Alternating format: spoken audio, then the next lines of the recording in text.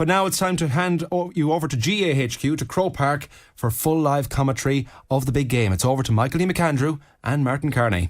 The big match in association with Connolly's Pub and Restaurant Times Square, delivering the best Irish pub experience in New York City. Log on to connollyspubandrestaurant.com. Garamila Mahagati Hian agus Fáilte go G Park and Croquet. It's Mayo and Dublin, one of the greatest modern day GA rivalries, about to be renewed once more. Can Mayo stop this Dublin juggernaut going for 7 All-Ireland titles in a row? Can Mayo beat Dublin for the first time in 9 years in Championship football? Once again, the odds are firmly stacked against us, but Dublin's winning streak and superiority in Gaelic football will have to come to an end one day. Could today be that day that the wheels come off? Could today be the day that Horn's young troops become established warriors and produce a performance of a lifetime to dethrone the champions? All of this will become much clearer over the course of the next hour and a half or so. So fasten your seatbelts, ladies and gents. It's Mayo and Dublin one more time, and it's live on Midwest Radio Sport with thanks to Connolly's Irish Pub in New York. Great to have supporters. 24,000. Mayo are just out on the field inside the past 60 seconds or so. According to the programme, Dublin were meant to be out first, followed by Mayo, but Mayo, ahead of schedule, are out first. Dublin, we're expecting them to emerge in a few moments' time. 24,000 spectators, as we said. It's a good scattering of blue and green and red right across the stadium. It's a cold, chilly one up here in level 7 of the Hogan stand. The floodlights are on. It's dry at the moment. It does look a little bit overcast. We had a bit of rain earlier in the day as well. And the hill has spectators back in it as well for the first time in quite a while. Of course, it was closed off for a considerable time, but it's open today, and indeed a good scattering of blues and a few Mayo jerseys in there as well for a good measure. So the stage is set. Just over 20 minutes to go until throw-in between these two sides. Alongside me on big match commentary is Martin Kearney. Martin, we're here again, as they say. It is going to be a cracking game. There's so much to talk about before the big match, but firstly, it's wonderful to be at this stage. We are the Connacht champions, and we have the opportunity to knock the Dubs off their perch. Easier said than done. Oh, much easier said than done indeed, Michael D. But like you, I just would like to say how just wonderful it is to be here. You know, the wind is blowing from the hill down towards the Davin end. There's a nice scattering of spectators on the hill, well spread out, obviously, social distancing and all that being observed. How are you? And of course, right around it seems to be all the Mayo clubs are in the top of the Davin stand, but happy nonetheless to be here. No, fascinating narrative, certainly, Michael D. Like, we've played them 8 times, I think, since 2012. That year we beat them by 19 points to 16. I think on that team you had Aidan O'Shea. I think you had Lee at full back, and actually Kevin McLaughlin and Colin Boyle. And, you know, it's a tribute to their resilience, and that they're still kind of in, you know, 3 of them starting today, Colin on the subs bench. But since then, like, okay, we've gone down agonisingly to them on a number of occasions from those 8 games. Like, I mean, we've won 1, we've lost 5 and drawn 2, and there's so many of them. The result could have gone the other way had we just finished the game with a little bit better, had we started a little bit better. So there are so many subplots within the actual 70 minutes that again today we'll kind of be, you know, sure to revisit. A lot of the talk has been made about Dublin getting goals against Mayo. On average they get 2 goals against us. We've seen last year in the Ireland final conceded after 13 seconds. That's again right. in the second half. When you concede goals against Dublin, you're using up so much energy to get back into the game. You're facing a losing battle, really. Well, the actual statistic, Michael D., interestingly, is that since 2012, we have scored 121 times against Dublin. Dublin have scored 122, just 1 more score than us, but they have scored 15 goals. We have only scored 5. Yeah. And of those 5 goals, Lee Keegan has got 2. Killian got 1 from a penalty and 1 from play, and Andy got another 1. So when you think of it that way, they have outscored us 3 goals to 1 actually over that period. And that to me is a kind of one of these statistics that we have to turn on its head today. We cannot concede goals. We must score goals. And as you said, they set a new record last year by scoring after 13 seconds, the quickest goal ever in an Ireland final. So let's watch the throw-in, baby. Yeah, let's watch the throw-in is right. Let's go through those teams for you. Of course, they were late been released around 10 10 to 12 or so today. Both teams were released. Let's go through the Mayo team first of all, and I'm hearing there are no late changes to the Mayo team. They will go out as selected. In goals is Robbie Hinley from Brafey. The full back line, Pádraig O'Hora from Ballina Stephenites, who suffered a knock in that Galway game, but he's back raring to go. Lee Keegan wears Ivara 3 on his back. Ivara Catter is Michael Plunkett from Ballintubber. The half back line, number 5 Paddy Durkin, number 6 Stephen Cohen, number 7 Owen McLaughlin. Ilorna Parka, Matthew Ruan from Brafey, who was phenomenal in that Connacht final win over Galway here a few weeks ago. He's partnered by Conor Loftus. The half forward line, Diarmuid O'Connor wears number 10. Kevin McLaughlin, who had a huge impact off the bench in that Galway win, wears 11. And Darren McHale, another Knockmore man, wears number 12. The full forward line, from the Neil, it's Tommy Conroy. The captain, Aidan O'Shea from Brafey. And Ivara Cúigeog, our top championship scorer, the man from Belmullet, Ryan O'Donoghue. Let's bring you the Mayo subs as well. Number 16 Rory Byrne, 17 Colin Boyle from Davits, number 18, a big name on the bench, is Brendan Harrison from Ahamore. Brendan hasn't played for Mayo since that 2019 semi-final, where of course he was out for a considerable time with injuries. Had the worst luck with injury, has the Ahamore man. Number 19 is Inda Hession. Number 20 Jack Coyne from Ballyhonus. 21 Conor O'Shea. 22 James Durkin, twin brother of Paddy from Castlebar Mitchells. 23 Brian Walsh. 24 Jordan Flynn from Crossmolina. 25 is Darren Cohen from Hollymount Carramore.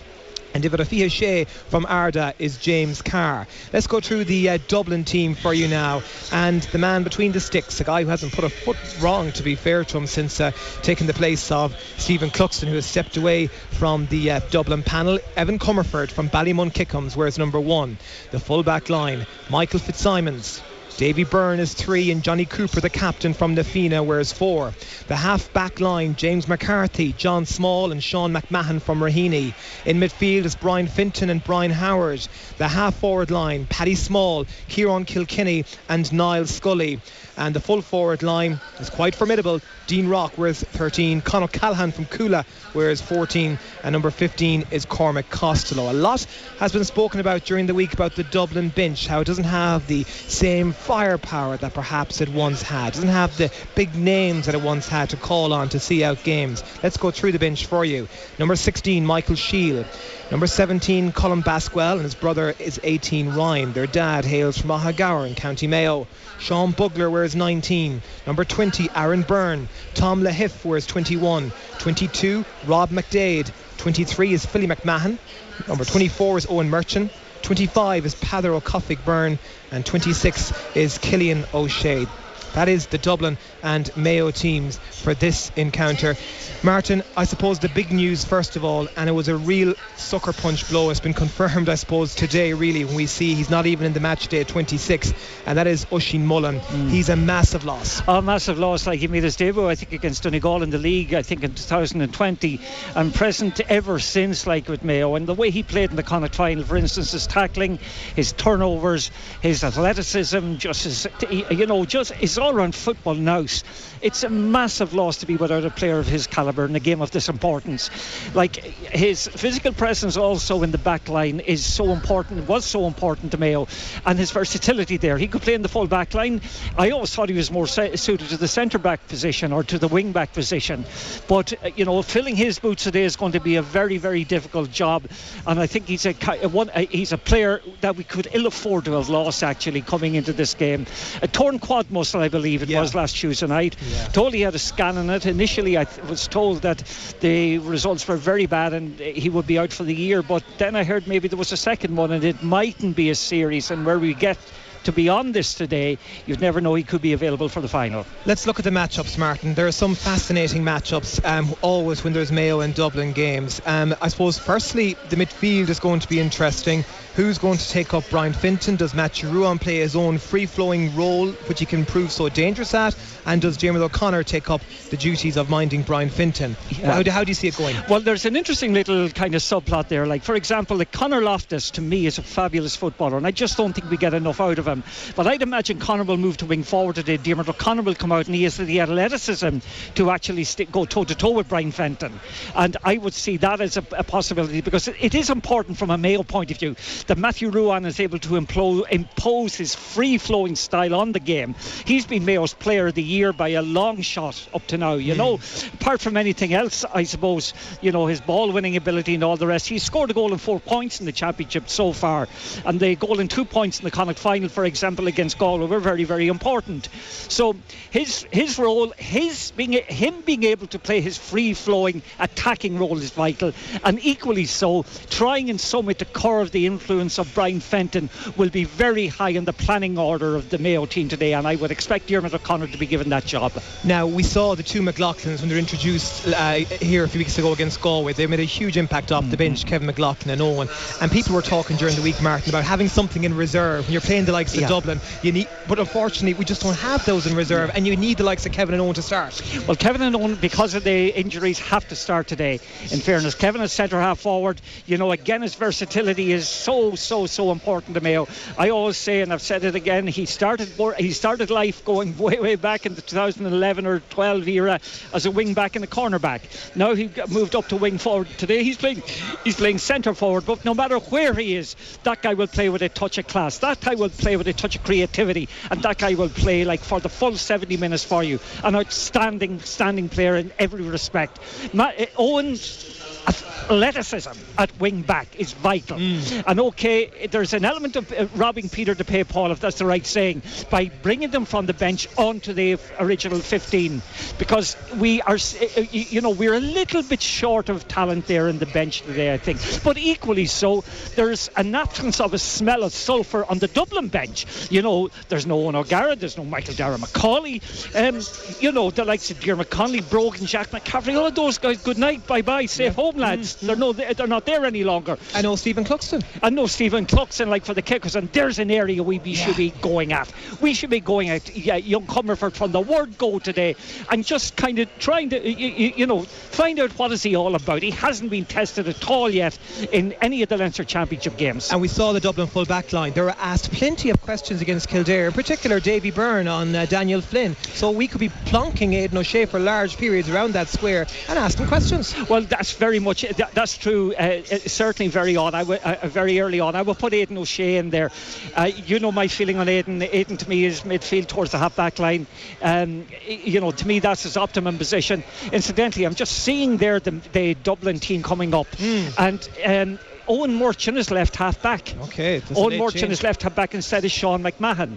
We'll keep our eye on this for a second, because like we haven't been told anything in relation to changes, and we had a little sniff earlier on that maybe Conor Callahan isn't playing. So we'll see. Yeah, number 13 is Dean Rock. So we'll see if Conor Callahan comes up on the screen here. Yeah. He's in all right. He's in. But I spotted there that Owen Murchan is in number 24, replacing Sean McMahon. 24, yeah. And incidentally, listeners, this is one of the frustrations we have here in commentary, is that we're not told these things in advance. It's frustrating. Yeah. As I said earlier, to get the teams released at 10 to 12 on a Saturday and the match at 6. Yeah, it's ridiculous. Yeah. Well, there should be some protocol, you know, tighter protocol surrounding that. But just going back a couple of moments earlier to what we were talking about in relation to Aidan O'Shea. Yeah. Aidan, I would like to see maybe at the beginning of the game in a full forward and plonk a few kind of agricultural high balls into him, kind of a couple of bales of hay on top of them, and let's see what he'll do with them. Let's see what he'll do with them, and kind of try and put a bit of manners in Davy Byrne, set out a stall with them, and see can he rattle the net, Emmett Comerford's net. Yeah, definitely. There's plenty of areas there that Mayo will need to be targeting this Dublin team, because we've seen it in the past. You need to get off to a good start against Dublin. You don't want them to build a lead, because if Dublin go into a 5-point lead like Galway did last a few weeks here in the Connacht final, they will punish us. And they'll punish us, there's no doubt about that. Like, I mean, that, you know, unfortunate statistic last year from the All-Ireland final, where they were after 13 seconds they were a goal up, that a second goal the second goal came midway through the second half from Conor Callahan, but you cannot allow them to establish a toehold in the game from an early stage. And again with Mayo today, just hopefully they can take the game to Dublin from early on, win that midfield triangle. You know, that midfield triangle of Matthew Ruan, Conor Loftus, Diarmuid O'Connor, those three particular players, I think, are vital to Mayo today to establish a ball-winning zone there that gives a regular supply of ball to the forward line. Confirmation of that late change. Owen Merchant wears 24, replaces Sean McMahon, who drops to the bench. So he certainly is a speed merchant, no doubt about that. Wonderful to see the Artane band, of course. They were here last week as well, the first time since COVID, and they are ready and geared up. They have their instruments and their drums ready. They're just directly across from us on the Cusick stand side. Dublin are doing their warm-up routine in front of the Hill 16, and Mayo are doing their routine in front of the Davin stand end. The match official is from Bantier and Cundekirky, Conor Lane. He officiated the Connacht final a few weeks ago here, and of course he was the man in the middle when Mayo met Dublin in the drawn All-Ireland final of 2016. That's right, like he did Dublin Meath game this year, he did Mayo Galway, he did Longford Carlow, Kerry Tyrone, and I think Kerry and Galway. The last day, I think, against in the Connacht final, he gave 33 frees. He whistled 33 times. He gave 6 cards, 3 to each team. I thought, for example, from a Mayo perspective, he gave a very, very bad decision against Aidan O'Shea, where he pulled him for a pick-up ball. But the one that bothered me a wee bit was the Ryan O'Donoghue effort when he pulled him in the second half when Ryan netted. Now, Ryan O'Donoghue had scored a point from the very, very same manoeuvre in the first half, where he stuck his bottom held his ground, stuck his bottom into the defender, and kind of was able to win the ball. But it worked in the first half. He was blown for it in the second half, but I'd like to just see him a little bit more consistent in his interpretation. I want to give a mention as well to a former Mayo player, and of course a son of the last Mayo man to lift the Sam Maguire Cup back in 1951. That was Sean Flanagan. Well, his son Dermot is starting a fantastic initiative today. He's cycling around to every GAA club in County Mayo. It's a cycle for cancer. I spoke to Dermot on Midwest a few weeks ago. I know he's on with Tommy during the week as well, and wish Dermot the very best with his endeavours, raising vital funds for the oncology unit as well. So best of luck to Dermot. Also want to give a special shout out to all the crew tuned their way in Kobe's restaurant in Westport Plaza. I had a beautiful fillet of steak during the week, and they said to give a shout out, so I'll have to give them a special mention. And of course a few birdies have told me as well, Martin, that you had a significant milestone yourself in recent days. Oh God, that should never have come out.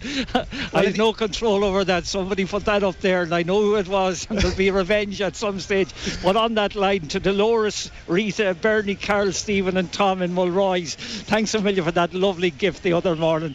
They're my every morning 7 o'clock first port of call, and I have great fun with them. The only thing is, Rita is a huge Dublin fan. She lets me down. Well, you know what, Martin, I was looking at photographs of you during the week actually.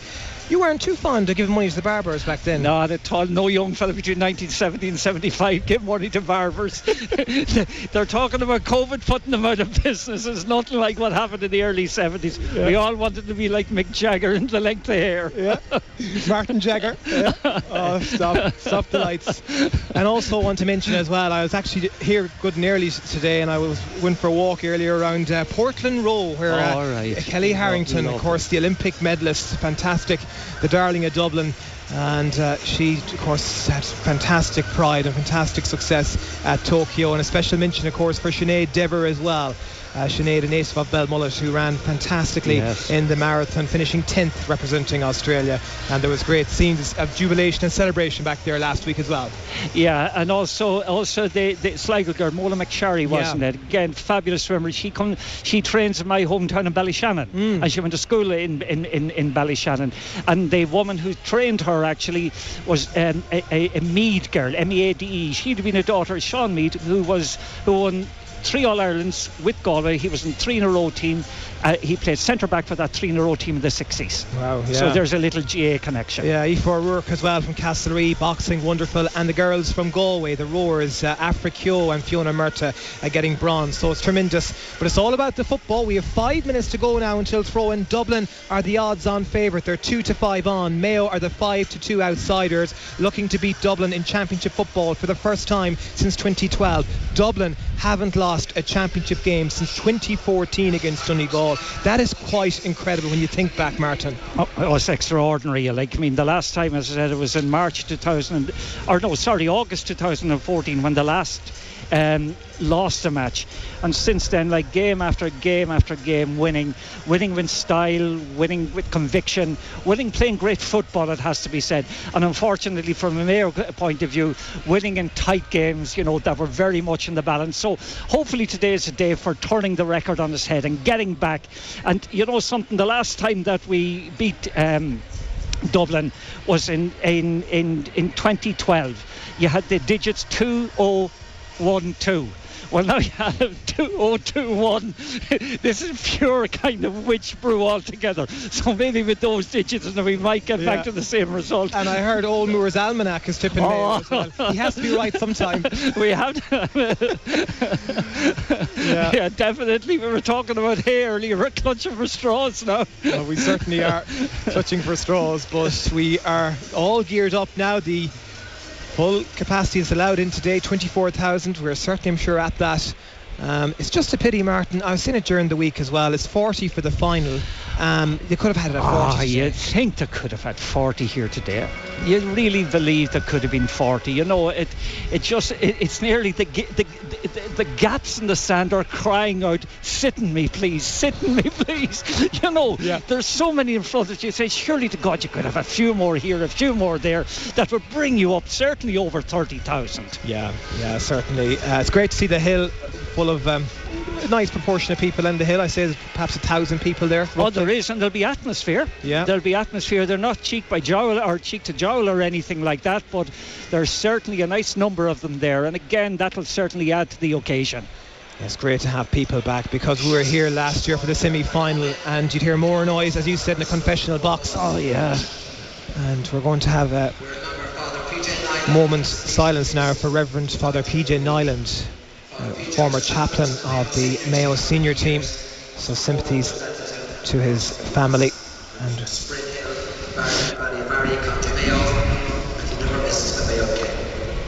his family, friends, and the Mayo GA community, we send our condolences from Croke Park this evening. So the moment's silence will be. It's going to be a clap, yep. So they're going to have on the.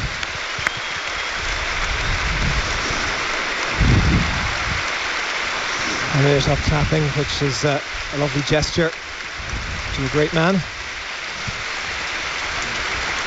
As we say, the Dublin 15 standing in the Hill 16 side of the field, just on the 45-metre line, and Mayo are in a line, hands around their shoulders on their own 45, with their backs to the Davin stand. And now we're about to get the Artane band ready and tuned to bring us our own Naveen.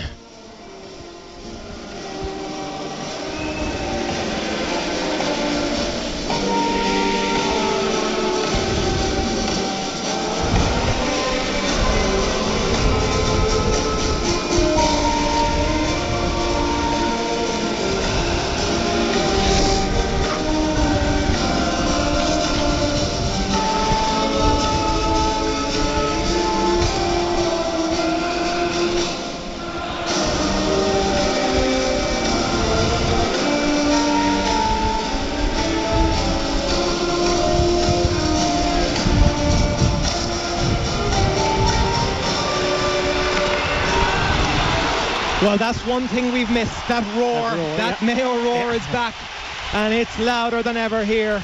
There may only be 24,000, but it's a wonderful atmosphere for this big game. It's Saturday, August 14th. You're listening to Midwest Radio, live commentary of the All-Ireland Senior Football Semi-Final. Mayo looking to stop the Dubs. Live here on Midwest Sports with thanks to Connolly's Irish Pub. It's Mayo who are going to be defending the Davin stand goal. Dublin will be defending the Hill 16 goal. Already see sparks going off in the Hill as well. And our man in the middle is from County Cork, Conor Lane. Going in for the hop straight away will be Diarmuid O'Connor, and as expected, going up against Brian Finton and James McCarthy. He looks left, he looks right, and he throws up the size 5 O'Neill's football, and we are away. And it's Dublin who win possession from the throw-in, just like they did last year in the final, looking to launch one into that full forward line, into the danger man if they can, as Conor Callan got a goal last year as Kieran Kilkenny, who was fouled on that occasion. And straight away it's Yeah, Good very deliberate tactic from Dublin. They won the throw-in from the break. They lobbed the ball high into the inside line. Stephen Cohn went up for it, dropped it in front of him. Ball was gobbled up by, I think it was Kieran Kilkenny, fouled in the process, and now Dean Rock kicks over the first score. Inside the first 40 seconds, Dublin have their first score. It's a Dean Rock free. And as Martin alluded to, it's a deliberate start. Send in the ball early. Last year, after 13 seconds, Dublin got a goal, which was a real sucker punch. But from the Mayo kick-out, Dublin win it through Brian Howard, just underneath us in the Hogan stand, 45 metres out. Plays it to Paddy Small, and Paddy gives it back to Brian Howard once more. Howard gives it into the centre towards Niall Scully. Scully to Finton. They're moving around there. Kieran Kilkenny looked as if perhaps he picks off the ground. Referee doesn't see it that way. It's still Dublin possession, but between the 13 metre line and the end line, Michael Plunkett trying to hold up Kieran Kilkenny over there in that Cusack stand side. He's forced to play it out, and they switch it over now towards Michael Fitzsimons from Coola, just entering in to the Mayo 45 metre line, looking for a different option, a different avenue. They find Paddy Small out in front of his man, on this occasion Owen McLaughlin. Yeah, what you have actually at the moment, you have 13 Mayo players inside their own 45 metre line. There's a huge gap up to Ryan O'Donoghue and Aidan O'Shea at the far side of the field.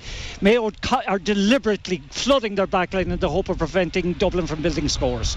They're looking to build one here. It's a big effort, and that one is gone wide. Yeah, that's good defending by Mayo, and Yep. it's frustrating Dublin. And Robbie Henley now comes with a quick kick out. Yeah, quick kick out from Robbie Henley to find Kevin McLaughlin, who had a huge impact off the bench here a few weeks ago against Galway. It's now with Matthew Ruan. The Brafey man has had a tremendous campaign, one of our most consistent performers. It's now with Paddy Durkin. Mayo just springing around inside their own half as Pádraig O'Hora from Ballina Stephenites. Great to see him on the field. There was some doubt last week whether he had fully recovered from that knock he sustained against Galway, but he's here, hale and hearty, as Mayo now looking to go on their first meaningful attack as Lee Keegan enters into the Dublin half, gives a short hand pass to Kevin McLaughlin. McLaughlin to Diarmuid O'Connor. He's 45 metres out from the Dublin goal, gives it to the bullet from Belmullet, Ryan O'Donoghue, and a big hit went in there as well. That's a big hit on Tommy Conroy actually. Yeah, and it's a free out in for Mayo, just outside the 45 metre line. Yes, one of those passes actually. There's a smell of ether on it, like you get killed with it. But the referee's taking a serious view of it, and he's given a yellow card at a very early stage actually Dean to Rock. Dean Rock. Yeah. That's an early, after 3 minutes or so, that's very early to get it. But it was a frontal charge, it was a foul charge, and now I think Stephen Cohn is going to kind of worry him verbally and in other ways for the rest of the game. Diarmuid O'Connor is going to take this one. It doesn't have the accuracy or the distance, it drops short, and back there to pick up the pieces is Johnny Cooper, but Ryan O'Donoghue not giving up, and Mayo may have it back. They do. There's a lot of bodies around there. Conor Lane's having a good look. It's still with Mayo. It's Tommy Conroy who wins it, and they've won the free in. Great play from Tommy Conroy, but great tenacity from Ryan O'Donoghue. Great tenacity from Ryan O'Donoghue. Now has a free kick actually about 10 metres in from the sideline, in front of the old kind of Nally stand, listeners. He's going to take it from his hands. He's kind of putting the foot into the ground. He's looking at the goals. Last one from Diarmuid actually, from about the 45 metre line, was struck short, and Mayo were playing into the face of quite a wind. Yeah, it is quite a wind as Ryan O'Donoghue kicking into the hill. It's close, but it's not going to make it. It's gone to the right and wide. The first wide for Mayo.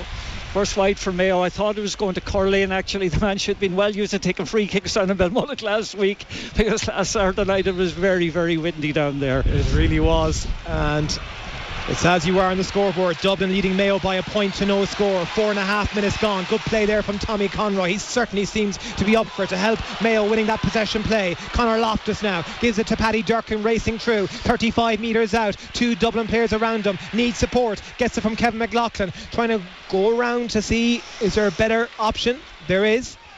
It's now with Matthew Ruan. He's over on that Cusack stand side between the 45 metre line and the 21 metre line. Standing in his way is John Small. He's looking for options. Gives it to Kevin McLaughlin. McLaughlin about 35 metres out from that Dublin goal.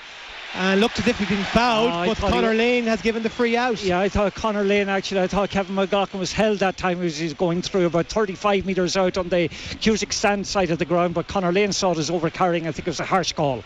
Dublin get the gears in motion. They play it down that Cusick stand side towards Paddy Small. Quick ball into Con O'Callaghan. Quick hands from Con to find Kieran Kilkenny coming through, and Kieran Kilkenny puts it over the bar and doubles Dublin's advantage to lead 2 points to no score after 5.5 minutes. Yeah, very simple from that free kick. Ball worked on along the Cusick stand side of the ground. Kilkenny got the ball, didn't take his man on, just got onto his left foot and struck it simply over the bar, out in front of his man being actually Pádraig O'Hora. Robbie Hindley, kick out, just kept in by Conor Loftus. Good play from Loftus, gets support from Michael Plunkett, and down the line now it is towards Stephen Cohn, who's been wrestled and hassled and harried there by Con O'Callaghan. Looked like it was a free. Conor Lane said no, you'll have to work hard for free today, but Matthew Ruan does very well to win possession back now for Mayo. He's underneath the Hogan stand side, looked as if he'd been pushed out, but no, it's going to be a sideline ball for Dublin. We're not getting anything soft here. No, not getting anything soft, but neither Dublin get anything soft. Actually, there's great tackling from both sides, great tenacity from both sides, and again the game is very structured so far from both sides' point of view. Very, very patient when in possession, and Dublin have been slightly a little bit more direct than Mayo. Again, I'd love to have seen maybe Aidan O'Shea getting a little bit of early ball. He hasn't touched the ball yet with 6-7 minutes gone, but I notice now he's come out around the middle of the field. Yeah, he's come out around the middle of the field now as Dublin playing it forward.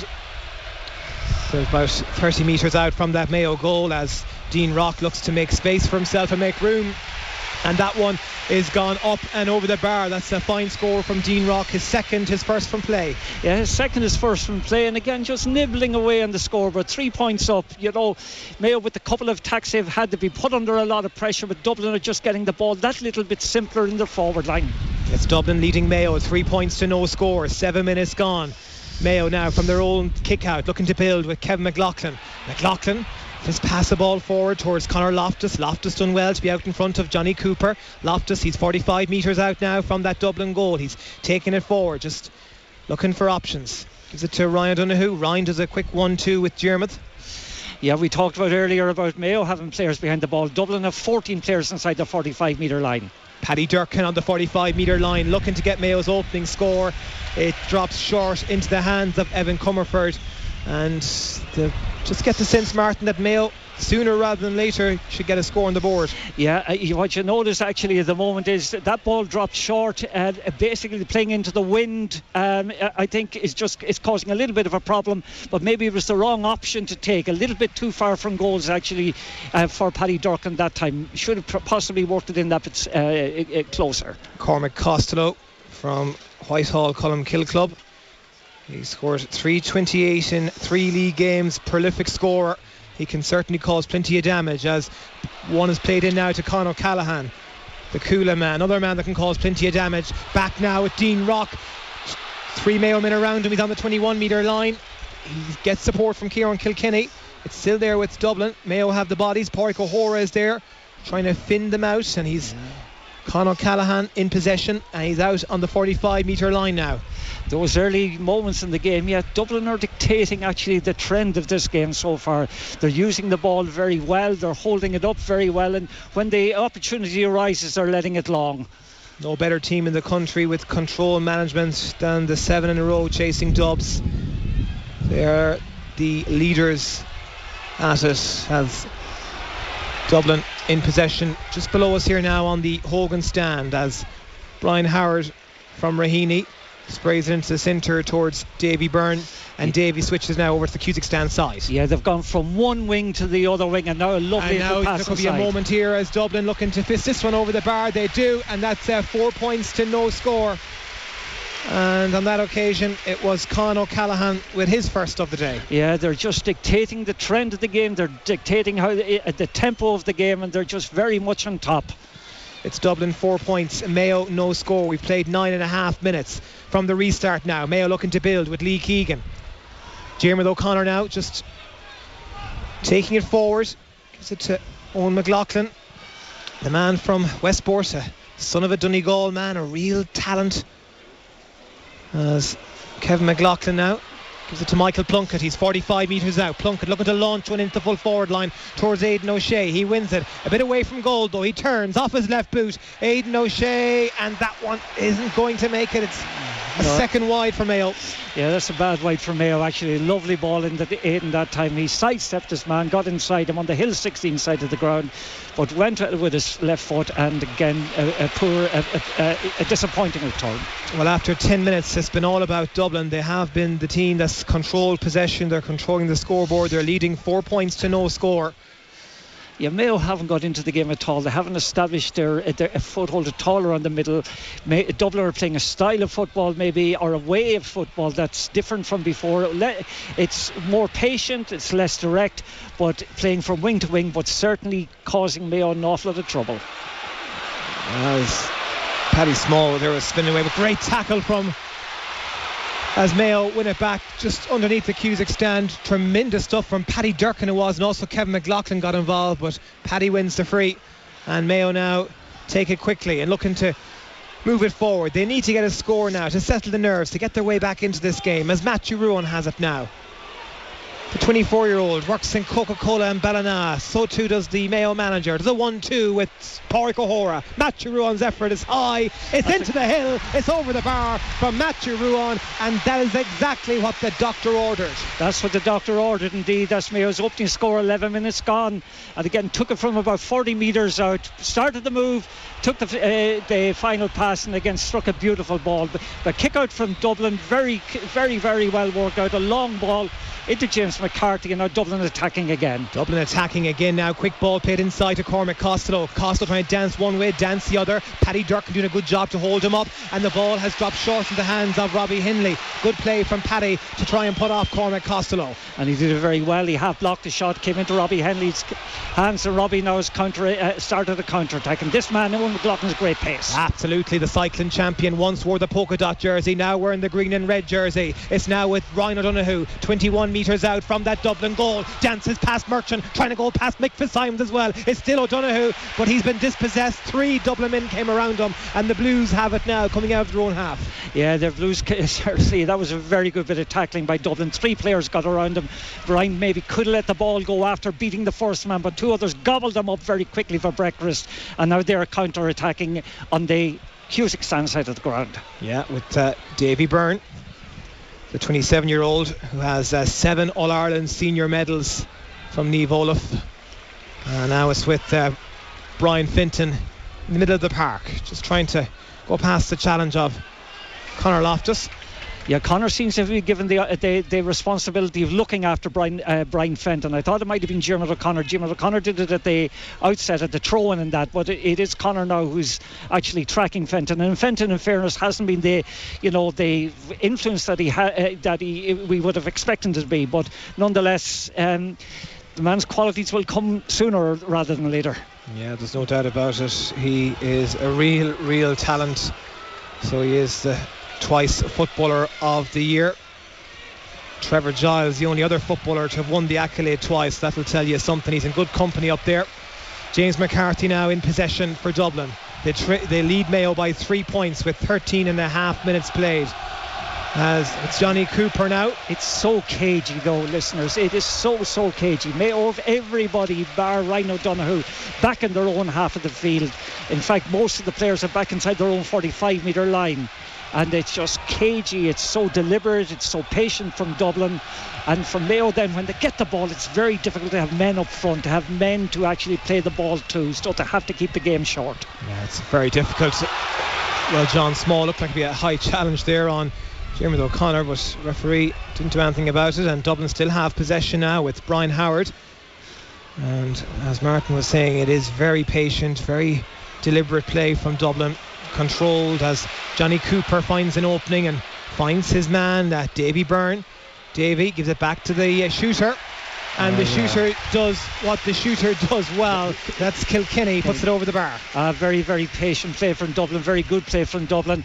Kilkenny eventually just had that bit of space, ball delivered to him immediately, and a very good score. That's his second point of the evening, Kieran Kilkenny. It's Dublin 5, 1 ahead with 15 minutes on the clock. 15 minutes on the clock, yeah, and deservedly ahead. They have been the better team. Mayo are kind of finding it very difficult to just get a sufficient possession to play it through to the danger men. Conor Loftus, great quick ball into Ryan O'Donoghue, claims his mark. Out in front of his man every time. Yeah, such a player. I mean, all pistons and levers, the little bucking from Belmullet, going all the time. And again, he has an opportunity, a big opportunity for him to go for another score. A good score from O'Donoghue. A wonderful score. The former schoolboy soccer international and a former Connacht champion boxer as well. He was once 33 kg in 2010 to win a Connacht title. He's a little bit more than that now, but there's no questioning the fire in his belly. Well, at 33 kg, you could have a Christmas dinner, I'd say. As the restart from Evan Comerford goes straight down the middle, finds his man, and Dublin now with Paddy Small looking to spray it into the centre. It's Dublin ahead by 3, 5-2. We've played 16 minutes on the clock. It's switched over to Cusack stand side now towards Dean Rock, already on a yellow card, launching it in towards Kieran Kilkenny, having a good jostle there with Pádraig O'Hora. It's fallen kindly back there for Paddy Durkin, has work to do, does very well, gives it short to Michael Plunkett. Now Mayo building, gives it short to Lee Keegan looking for a body in front of their man, and it's Tommy Conroy. He turns Johnny Cooper. Entering into the Dublin half is Tommy. 2 Dublin around him. Johnny Cooper fouls him. Mayo in the free. I see Conor Lane is taking out his notebook. He just make a note of that for future reference. Yes, good to see Tommy Conroy got into it. Ryan O'Donoghue there unfortunately has lost the ball to Owen Murchan. Yes, Dublin have won it back. It's with Niall Scully now inside their own 45 metre line. We were seeing glimpses from Mayo, but we just need to see more of it, because when Dublin are in possession, Martin, they're so patient, they're so controlled, they never look like losing the ball really. They never look like they're the masters of ball retention and subtle positioning. Like, you just watch it here for a moment. Murchan is literally standing out on the halfway line, on the sideline, and again just there waiting for ball to be played out to him, and just they have clearly worked very, very hard on a particular format to actually frustrate Mayo, and they're doing it quite effectively. Yeah, there's a bit of noise here at Jimmy O'Connor. He was knocked off the ball. Referee didn't do anything about it. Dublin playing it forward now towards Con O'Callaghan. O'Callaghan looking to switch direction over to far side towards Paddy Small. It's McLaughlin came out, and he's adjudged to have fouled Small. The Mayo support not best pleased with that, and McLaughlin himself is annoyed as well. I see Conor Lane coming over to tell him exactly what he pulled him for. Well, Conor Lane is pointing to his two eyes like to say, I saw what you did, and to me he did nothing there. He challenged for a 50-50 ball. Conor Lane seemed to think he was pulling and dragging. Conor Lane took exception actually to Owen McLaughlin's whatever Owen McLaughlin said to him, and just better keep his from Conor's from Owen's point of view, better just keep quiet now and get on with the game. There's nothing he can do about it. Yeah, certainly very harsh, because we saw here in our monitor in front of us, it was a harsh call. But Dublin will take it, and Dean Rock will take the chances, and when you have someone as accurate as Dean Rock from frees, you cannot afford to be giving them those opportunities. That's right, and we come up now to the first water break, and listeners, in that period, in the first quarter, Dublin have been the better team. They have been actually using the ball very well. They have been playing a much slower tempo of game than we have been used to seeing them in the past. Maybe they haven't got the star quality up front, maybe the spread of quality up front that they had in earlier years, but basically they have used the ball very cleverly, worked it through to the danger men. The likes of Con O'Callaghan got a point, Kieran Kilkenny has got a couple, whereas against that Mayo, maybe it's because of the wind or whatever, but they're just not getting ball into the threatening to the big players in threatening positions in front of goals. Like Aidan O'Shea, with the one opportunity he got, he put it wide. Ryan O'Donoghue, Paddy Durkin equally had opportunities that didn't score, and basically if Mayo are to win, they must get those scores. They cannot be breastfeeding a goalkeeper, putting balls short.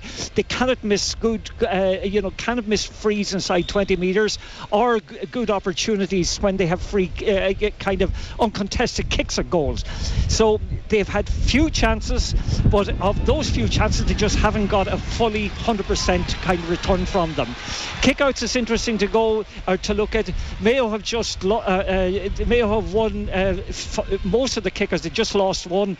Dublin equally, they have won all but one of their own kickouts. So a big second quarter is required from Mayo. I just see on the monitor on the big screen there as well, the cameras switched to our former Taoiseach Indokinney at the match here as well. So we just saw him on our monitors in front of us as well. As we say, 24,000 people. The Mayo supporters now will certainly look to be finding their voice, but will their players give them something to shout about in this second quarter as Mayo trail Dublin by 4 points. Mayo in possession now with Stephen Cohen.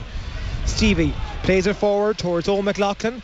McLaughlin running along this Hogan stand side. He loses his footing. A lot of rain here earlier in the capital, making for greasy underfoot conditions. And James McCarthy has one possession back, and now Owen Merchant. This guy has some speed. He's on the attack, looking forward to see can he get the run of Paddy Small. Paddy has it. Pádraig Ó Hór's with him, close proximity. Paddy gets it away towards Con O'Callaghan. O'Callaghan has two Mayo men around him, Diarmuid O'Connor and Tommy Conroy, forced to play it back out now to Owen Merchant. Merchant to Brian Howard, who's looking to go direct route if he can. Stephen Cohen and Matthew Ruan standing in his way, so he needs to recycle possession. Back out now to Paddy Small. Paddy 30 metres out from that Mayo goal, gives it to Con O'Callaghan, who now to John Small, and good interception there by Conor Loftus. Yeah. Great stuff from the cross-Malina man, and Mayo win it back. That's great play from Conor Loftus, tracking back in James McCarthy inside his own 20-metre line, and again kind of executes an intercept and gives it to Ryan O'Donoghue now, who's initiating the counter-attack. O'Donoghue to Matthew Ruan, and Matthew looking to play one towards Darren McHale, but Darren McHale unable to win possession there, and Dublin have won it back again and are on the attack once more. Desi Farrell's charges going forward. This could be a promising move for the Dubs, but Lee Keegan is back there, does well, and so too does Matthew Ruan. And Mayo have turned over possession once again. Tremendous play by Matthew Ruan. And now James Horan's men will launch an attack as Paddy Durkin does well to fend off a Dublin player. Does well to but Dublin have been so much better composed than Mayo. Mayo now are trying to use the ball. Paddy Durkin's in possession, looking for movement up front, but there's not enough inside, so he has to give it short to Stephen Cohen. Yeah, and it's back with Paddy once more. Everything seems to be more laboured from a Mayo perspective. It takes a lot more work to do to go from A to B. Yeah, and there's just not enough movement inside. Diarmuid O'Connor now looking to launch one in towards Aidan O'Shea, in around the house. Aidan wins it. Wonderful fetch for the Brafey man. He's called his mark. Now I don't think he called it straight away. He didn't call it straight away, but he got away with that. Yeah. That's a long ball into him, won it well.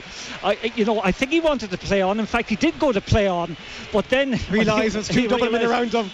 Oh! He's hit the post and it's gone wide. That's the second bad miss he has had, actually.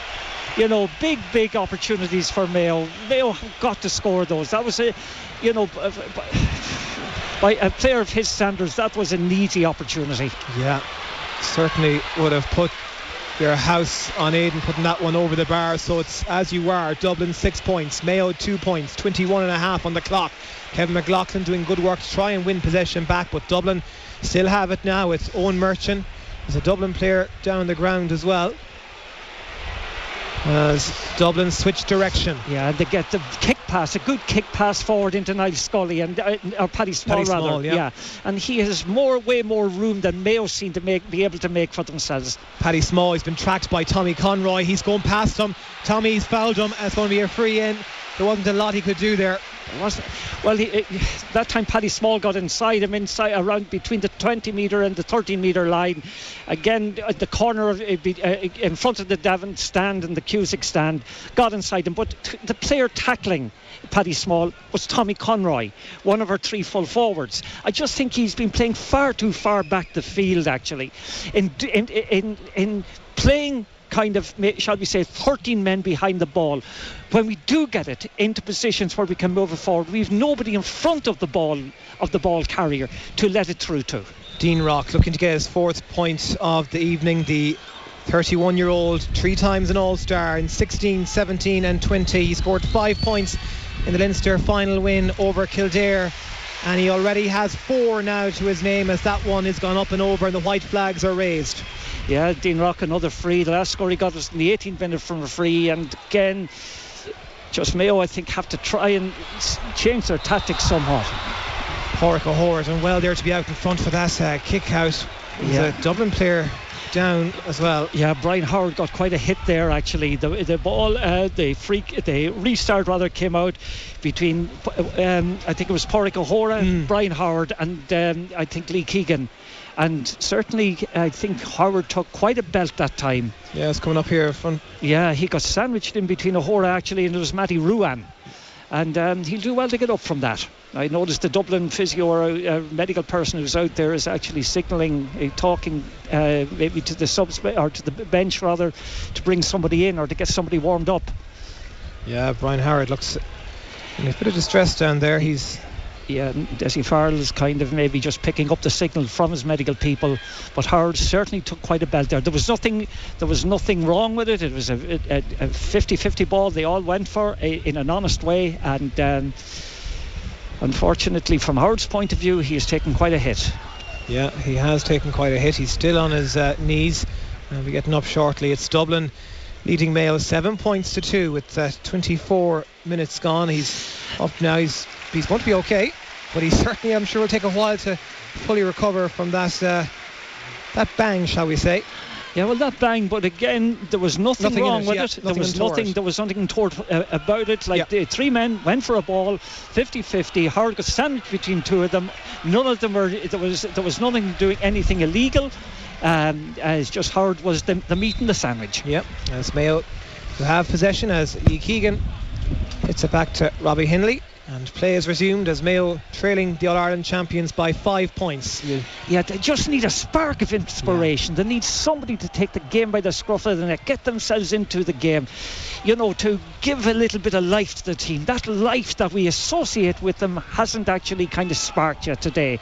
And we need a little bit of we need a moment of magic. We do. We need a moment of magic, is for sure. Let's see what Matty Ruan can do right now. He's been dispossessed there in the middle of the park. It was Cormac Costello who pickpocketed him, and that's very casual from Matty, as Dublin now looking to punish as James McCarthy 45 metres out plays a short pass, and Dublin claimed their mark. Dublin claimed their mark, and again just composed football, a simple ball from outside the 45 metre line into the inside line, but a bad execution. Yeah, from Con O'Callaghan. From Con O'Callaghan, yeah. That's Dublin's second wide of the evening. Suit Mayo fine. It will surely. It's as you are. Dublin 7, Mayo 2, and that's a poor kick out from Robbie Hindley. It's gone straight to Johnny Cooper, the Dublin captain, now looking to see if he can punish Mayo here. Gives a short hand pass to Kieran Kilkenny to Paddy Smallbow. McLaughlin was hassling and Harry. He was overzealous in the tackle, said Conor Lane, and I think he's going to get a card here for this as well. He's certainly going into the book. Well, I think he's lipping to Conor Lane, and I think maybe that's why Conor Lane is taking exception to him. I don't think he's giving him a card, but he's noting his name. And again, that came as a consequence of or as a result of a poor kick out. Paddy Small got the ball, stepped inside Owen McLaughlin, and McLaughlin basically just held him back somewhat. So Rock now about 35 metres out, just outside the D, 30 metres outside the D, a little bit to the right of the goalpost, has an opportunity that he's well capable of executing. I see in the sideline below us, James Horan is going through a lot of stuff with Inde Hessian, so I expect to see Hessian coming on very shortly. But on the field, it's Dean Rock with an opportunity to get his fifth, and he takes it with aplomb. He takes it quite easily. Again, it's all frees that Dublin are getting. The last three scores have all been frees, and in fact Rock's 4 scores up to now have come from frees. So that Mayo substitution has been made. It's Inde Hessian who's on to replace Darren McHale from Knockmore. So Darren McHale is off, and on comes Inde Hessian.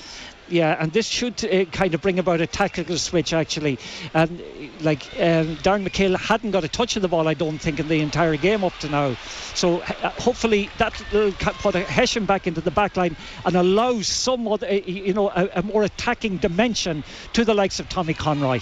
Michael Plunkett now bringing it forward for Mayo, gives it to Aidan O'Shea, as Mayo just marginally inside the Dublin half now. Lee Keegan in possession, gives a short hand pass to Paddy Durkin, who takes it forward.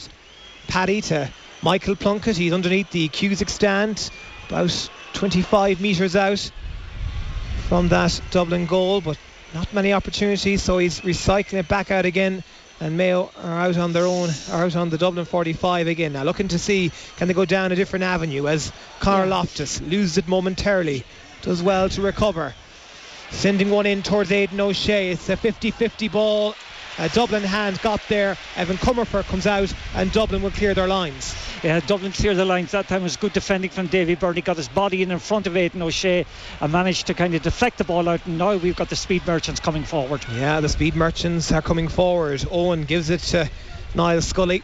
28.5 minutes gone. Dublin 8 points. Mayo 2 points.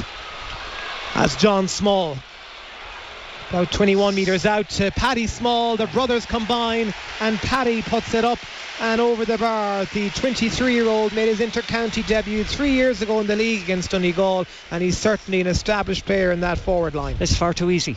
It's far too easy, listeners, for Dublin at the moment. Mayo aren't asking any questions to the Dublin every time they come forward. They're swift and resourceful and they're efficient in front of goals, and they're just making Mayo look very ordinary. And we cannot afford to let Dublin be building up this type of a lead. They're 7 ahead. Mayo winner free just inside the Dublin half now. It was Paddy Durkin that was fouled. Yeah, and normally we associate Mayo with, slick football, with clever football, with football that is played to a rhythm and with pace. But today it's sloppy. The passes are being dropped. The passes are being, shall we say, miscued. And just all round, there's none of the life that we associate with the team in evidence. Robbie Hindley scored an impressive free in the Connacht final win over Galway. Looking to get one here now. He's outside the 45-metre line. Does he connect? He does. That's a good score from Hindley. A great score from Robbie Hindley. Yes, Mayo's first score in 13 minutes. Badly wanted. It was badly wanted, actually, because the game was slipping over the horizon the way things were going.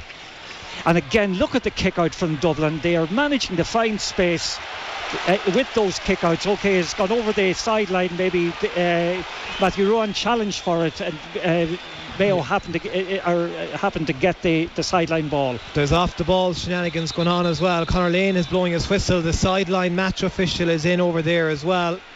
I think it's Paddy Durkin is involved with somebody, or somebody's involved with Paddy Durkin, because Paddy's not a kind of a boy that blackguards.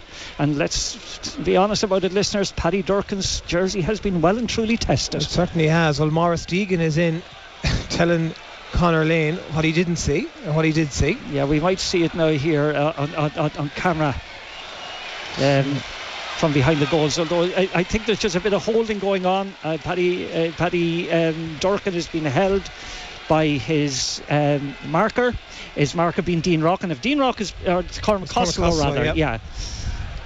So he's still deliberating. He's given them a good talking to. He flashes a couple of yellow cards. He'd give yellow cards to the pair of them, I think. Yeah, he did. Yeah. That's fair exchange, no robbery, as to say.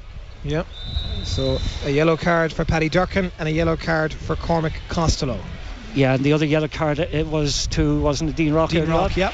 So we've 3 yellow cards so far in this game, and that's careless from that Mayo sideline ball. It's gone out for a Dublin sideline ball now, and just you cannot afford to be making those juvenile errors. Yeah, and like Owen Murchan is marking actually Ryan O'Donoghue, and Owen Murchan has got the speed to kind of cause Ryan O'Donoghue trouble. And Ryan is cutting a frustrated figure out there, shall we say. Yeah, he certainly is. As Dublin, the play resumed, and they're over on the Cusick stand side now. They're leading Mayo by 6 points, 9 points to 3, 31 minutes on the clock. Yeah, but they're dictating the pace, they're dictating the trend, they're setting the patterns. Mayo aren't managing to get close to them. They're toying with Mayo in the first half. Yeah, it is. And Mayo are finding it very difficult to kind of, get their, shall we say, their bigger players onto the ball. We cannot, I understand why we're having a very ultra-defensive kind of, shall we say, formation. But the downside of it is this: when we do get the ball, we have nobody to let the ball up to. And that's the frustrating aspect in it all, as Dublin winner free there, as Aidan O'Shea was pulled for a high tackle. So Dublin still playing it around. They're certainly the dominant side, as they have possession just underneath us here now with Owen Murchan on the Hogan stand side. He's about 25 metres out from the Mayo goal, but they play it back out to Brian Howard again, and they're just, as Martin mentioned, toying with Mayo. That's what they're doing. They're just playing the ball over and back. It's a different style, it's a different way of playing to when the team was under the management of Jim Gavin. They're holding possession for the sake of it. They're pushing Mayo from wing to wing. They're just spreading the game out, and they're basically so effective and so efficient in their use of the ball.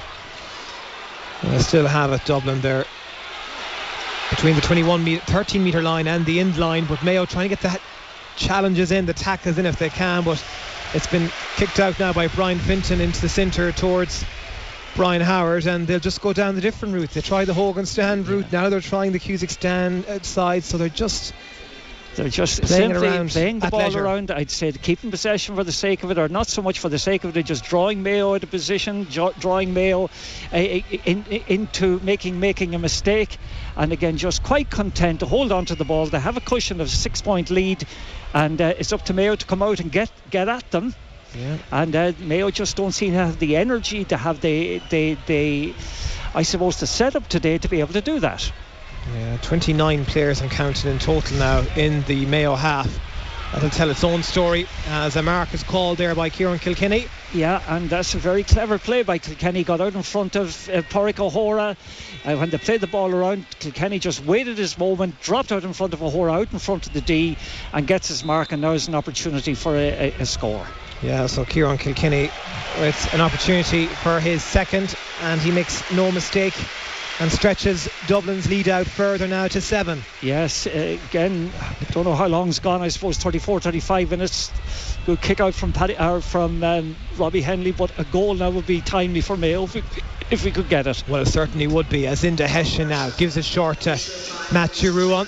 There'll be 3 minutes of additional time at the end of this opening half, as Diarmuid O'Connor, he's about 30 metres out from that Dublin goal, gives it out to Tommy Conroy. Tommy looking to go past a couple of Dublin players, puts the burners on with the effort, and the shot has gone right and wide. That's again a bad way. We've had 4 opportunities like that, and we've put them wide. Those 4 opportunities, had they been scored, we would be in 3 points of Dublin, but they've been bad and costly wides from a Mayo perspective. Yeah, they certainly have 4 wides. It's a wonderful fetch in the middle of the park there by Brian Finton. Yeah, and Finton has given out to some of his inside players that didn't make themselves available for the pass that he was hoping to give. As Paddy Small now, it's Dublin ahead by 7, 10 points to 3. We're into the first of the 3 minutes of additional time which have been allocated, and it's all Dublin. It's all Dublin. Yeah, it's all Dublin. Unfortunately, listeners, Mayo just cannot get established whatsoever today. They cannot get into a flow. They cannot get their big players into the game. They're just Dublin are just. They got the start they needed. They got a lead of 3 or 4 points, and since then they have just dictated every aspect of the game. Yeah, they have. And the 3 or 4 opportunities that Mayo had that ought to have been scored, they missed them. And again, it's the same old story. Mayo, of course, were 5 points down at half-time. The Connacht final against Galway, we know what they showed in that game, but that was a different team. You aren't up against the All-Ireland champions, a team that haven't lost a championship game since 2014, a team that know how to close out big games, have done so time and time again, and they're taking it forward once more now. Owen Merchant gives it to James McCarthy. Dublin are 45 metres out from that Mayo goal. They're ahead by 7 into the corner towards Paddy Small. Paddy plays it back out to Owen Merchant, and there isn't a Mayo man near him. There's plenty of room, looking to play a low ball in. Good tackle there by Pádraig O'Hora. He put everything in front of that one and has won it back now for Mayo to Inda Hession. Hession going across his own goal, and he fists it forward now to Stevie Cohen, and Cohen now to Lee Keegan. Mayo just coming out of their own 45 metre line as Lee looks up, sees what options are available. Gives it to Matty. It's now with Aidan O'Shea, and O'Shea to Carl Loftus. Yeah, and they're looking forward, but there's very little movement up in front. There are very few players up in front, actually. Now we have Ryan O'Donoghue. Ryan, he's 45 metres out from that Dublin goal. Gives to Conor Loftus. Loftus makes room for himself. He kicks it. It certainly has the height, has the accuracy. It does. It's a great score from Conor Loftus. That's his first of the evening. It is much needed, and it's back to a 6-point game. Yeah, that was a badly needed score by Mayo from Conor Loftus. Watch that long kick out again. It's murdering Mayo. Oh, it really is. And one over the top now to Niall Scully. Danger here for Mayo perspective. Scully, Mayo had the bodies back to try and fend him off. He's gone on the ground. A free out for Mayo. Great defending back there. Wonderful. You had Lee Keegan, you had Pádraig O'Hora. Lee Keegan and Pádraig. Yeah, you see them here. Yeah, I don't know. Conor Lane saw it, thankfully, from a Mayo perspective. But again, 2 passes and the ball inside the Mayo 30-metre line. Mayo get the opportunity now to get forward with it. And a score, one more score before half time. It's not going to happen. Wonderful stuff from O'Hora and co, you could say. But a half-time whistle has just been sounded, and it's Dublin going in the better, much better. They're leading by 6 points. Dublin 10 points, Mayo 4 points.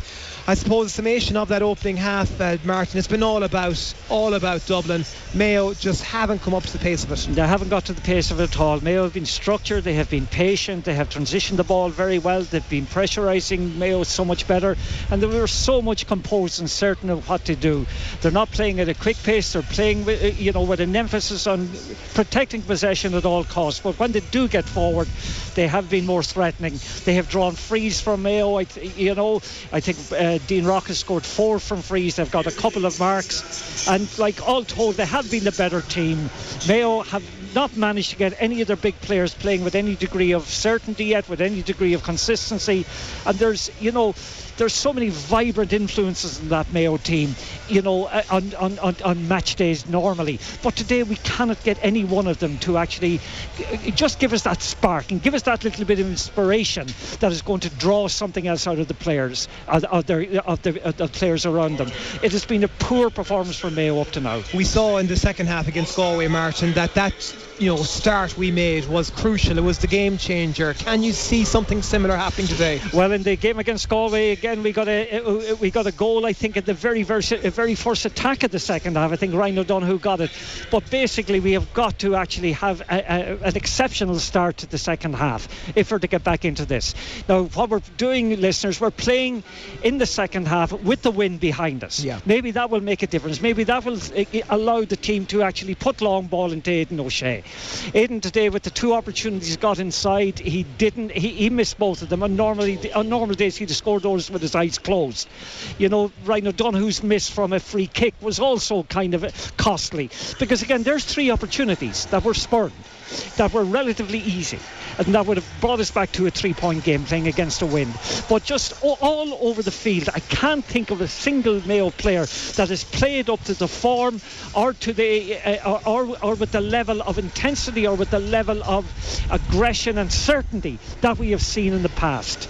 I'm not only talking about you, but in other years when they play against Dublin. Normally games against Dublin draw the best out of Mayo players. Yeah. It's not doing that today. It's on Dublin's terms. They're controlling it. Everything is on Dublin's terms up to now. They're controlling possession. Their kickouts are exceptional. I'm not saying Mayo's kickouts are poor, but their kickouts are exceptional. They're, Brian Howard, we had talked about, or Brian Fenton rather, we had talked about not having had a great season up to now. He's been very good for Dublin.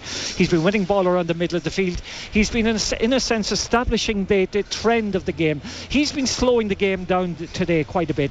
The ball is going through him quite a lot, and he is kind of maybe spreading it wide, spreading it left and right of himself. They're not playing much direct ball into the forward line, because in fairness, Mayo are flooding the back line quite a bit with bodies. But in doing that, they're robbing their forward line of bodies that they badly need if they are to get scores. They have to change the way they're playing in the second half. And it should be a lot closer, because Mayo missed a few gilt-edge opportunities. Well, that's the point I made earlier. Aidan with his 2 opportunities, Ryan with his free kick, and again, I forget who else put one out.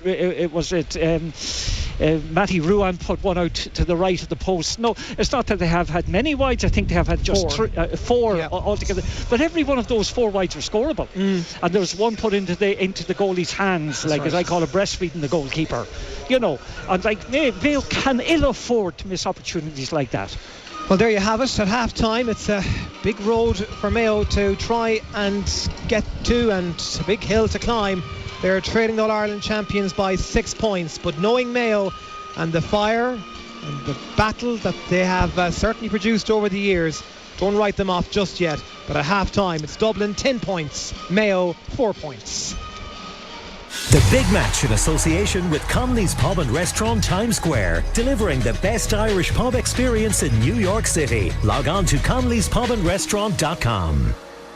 Yeah, thanks indeed, Michael D. So as you heard there, Mayo are trailing Dublin by 10 points to 4 points in Croke Park. Now, let's get to some of your requests and messages into us. Let's say greetings to Brian O'Malley from Clare Island, receiving Midwest Radio on board the Dilbar yacht in the Black Sea, all the way over there. And up Mayo is the message. And hello as well to the Lomax boys who are locked in on the radio again down in Sevilla in Spain. Come on, Mayo, let's do it this time. The message coming from the lads over in the Costa. Now let's have a look, and we're going to say hello as well to Kyle McManaman and Keenan Kane and Mickey Kilroy from Newport, who are all enjoying the match there, and they're all decked out in their Mayo colours. Han Mayo, the message coming from them there in Croke Park. And Han Mayo, it's hard being married to a Dublin woman, is the message coming here from Preston, UK. And of course there's a man there with his lovely Mayo away goalie jersey and his girlfriend in the Dublin top. And up Mayo is the message coming there from him. And also let's say a big hello to Katie and Sean Flynn from Conneal in Killala, who are listening to the Mayo match on Midwest in Yonkers, New York. Up Mayo, and lots of love from Frank. And also we're going to say a big hello and to Katie and Sean Flynn, that we said hello to them. And I suppose that the tactics is another one that's coming into us here in Midwest. And I suppose in a way Mayo are damned if they do, they're damned if they don't. If they go out to try and win the ball back, they may be leaving spaces in behind for Dublin to keep possession, break the tackle and chip over points. So something may have to change at half time. We'll just have to see how it goes in the second half. But we'll be back. If you want to give us some of your messages, you can do on our text and WhatsApp number. That's 087 900 41 41. That's with thanks to BioGold Vigour from Hygiena. The science of nature in a natural feed and more efficient energy and a nutrient uptake with higher crop quality and yield. Available at all garden centres and stores.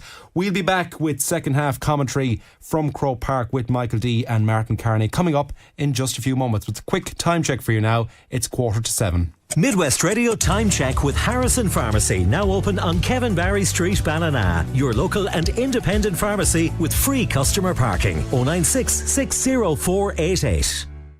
Weekend sport on Midwest Radio with McCain's Pharmacy Ballina. Love your sport? Try our famous muscle relaxant gel to loosen your muscles before exercise and again after your workout to leave you feeling refreshed. Only available at McCain's Pharmacy Ballina. Phone 096 21698. Nothing compares to a real holiday with TUI, especially when you know that everything is taken care of. The TUI Holiday Promise puts flexibility first with free changes. Plus, we've included COVID cover on selected holidays. Book your summer holiday with confidence. TUI. Discover your smile. T's and C's apply.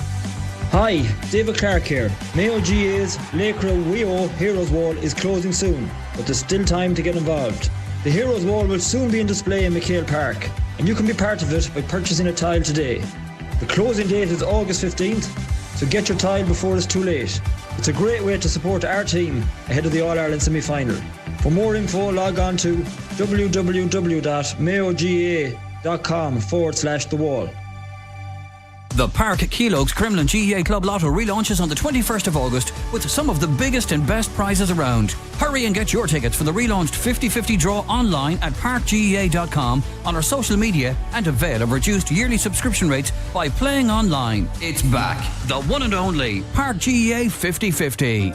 Irish Water and Mayo County Council would like to remind consumers that the water supply served by the Clare Island Public Water System is contaminated with cryptosporidium. A boil water notice has been issued with immediate effect on the supply until further notice. Water must be boiled for drinking, drinks made with water, preparation of salads and similar foods which are not cooked prior to eating, brushing of teeth, making of ice, discard ice cubes in fridges and freezers and filtered water in fridges. Make ice from cool boiled water. Further information in relation to the boil water notice is available from water.ie. Irish Water would like to remind people to follow the HSE COVID-19 advice and ensure frequent hand washing. The water is safe for personal hygiene, bathing and flushing of toilets.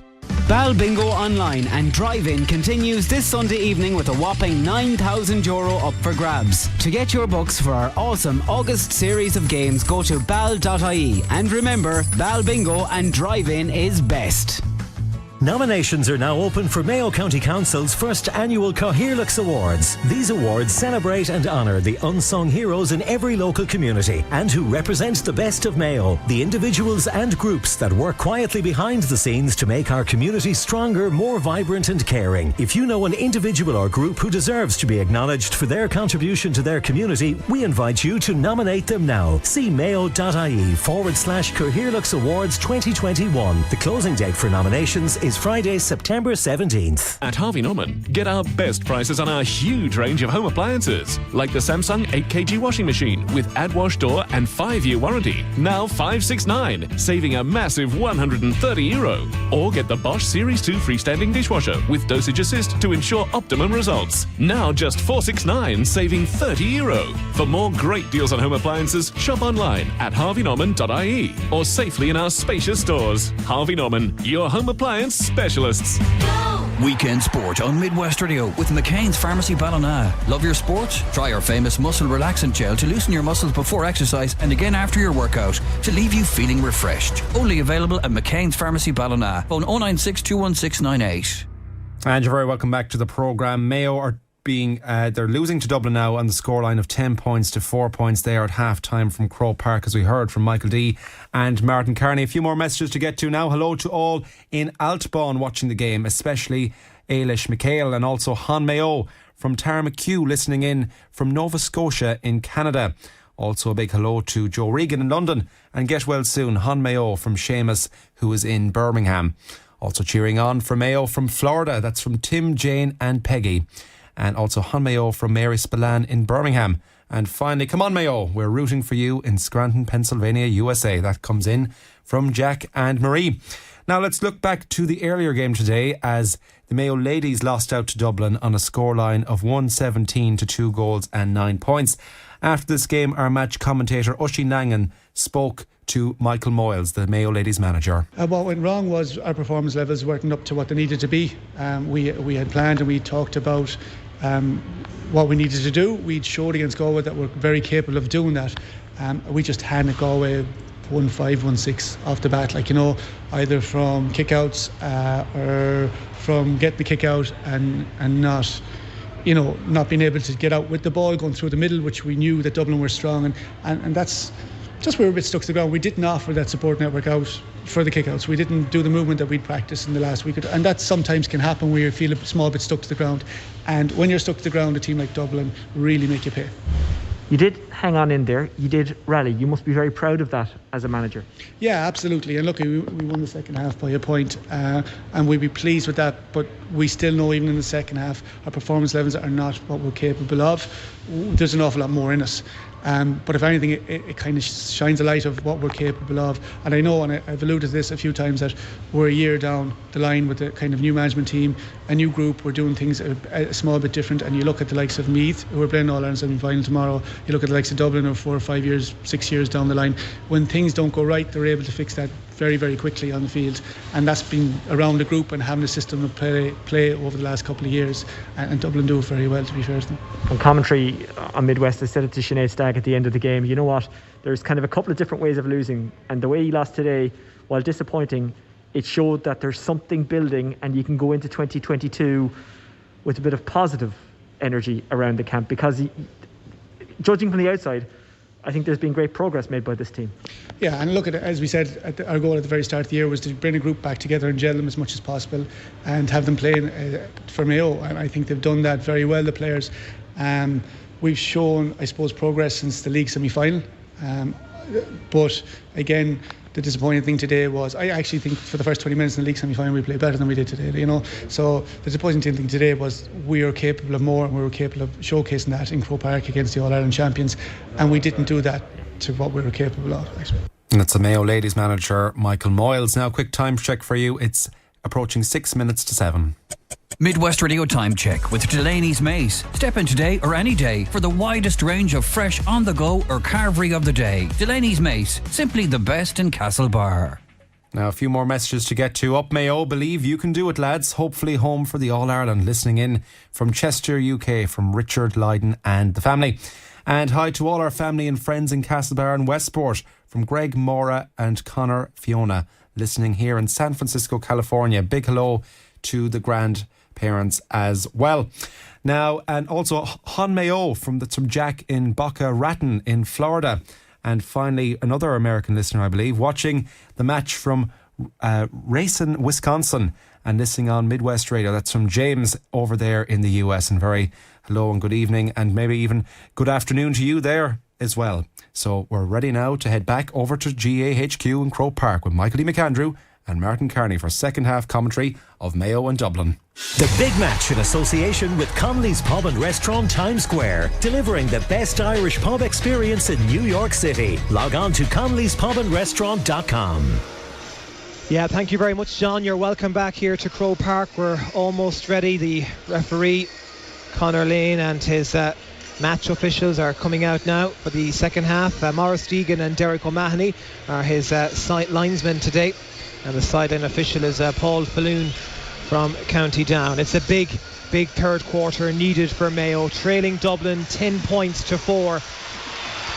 We produced the goods against Galway in the third quarter. More of the same is needed, as you hear a big roar coming now for the Mayo lads, led out by their captain Aidan O'Shea for this second half. Mayo will have the advantage of playing with the breeze for this second half. It's a strong enough wind as well here in Croke Park.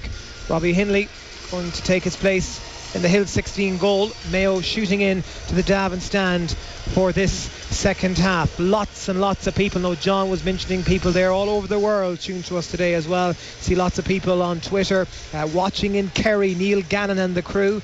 Also Denise Biggins is here in Croke Park. She has the earphones listening into us here in Croker on the app. Also a young man, Liam Corcoran from Island Adi. It's his first time in Croke Park. He's here with his dad. That's a lovely memory as well. And I see former Irish international Kevin Kilban, a proud Mayo supporter as well. Strong Achill connections. He's tuned our way as well, listening to us on the Midwest Radio app. So great to have all those people with us. All we need now, Martin, is for Mayo to give us a big performance in the second half. Oh, there's a massive performance, a massive turnaround needed actually for Mayo.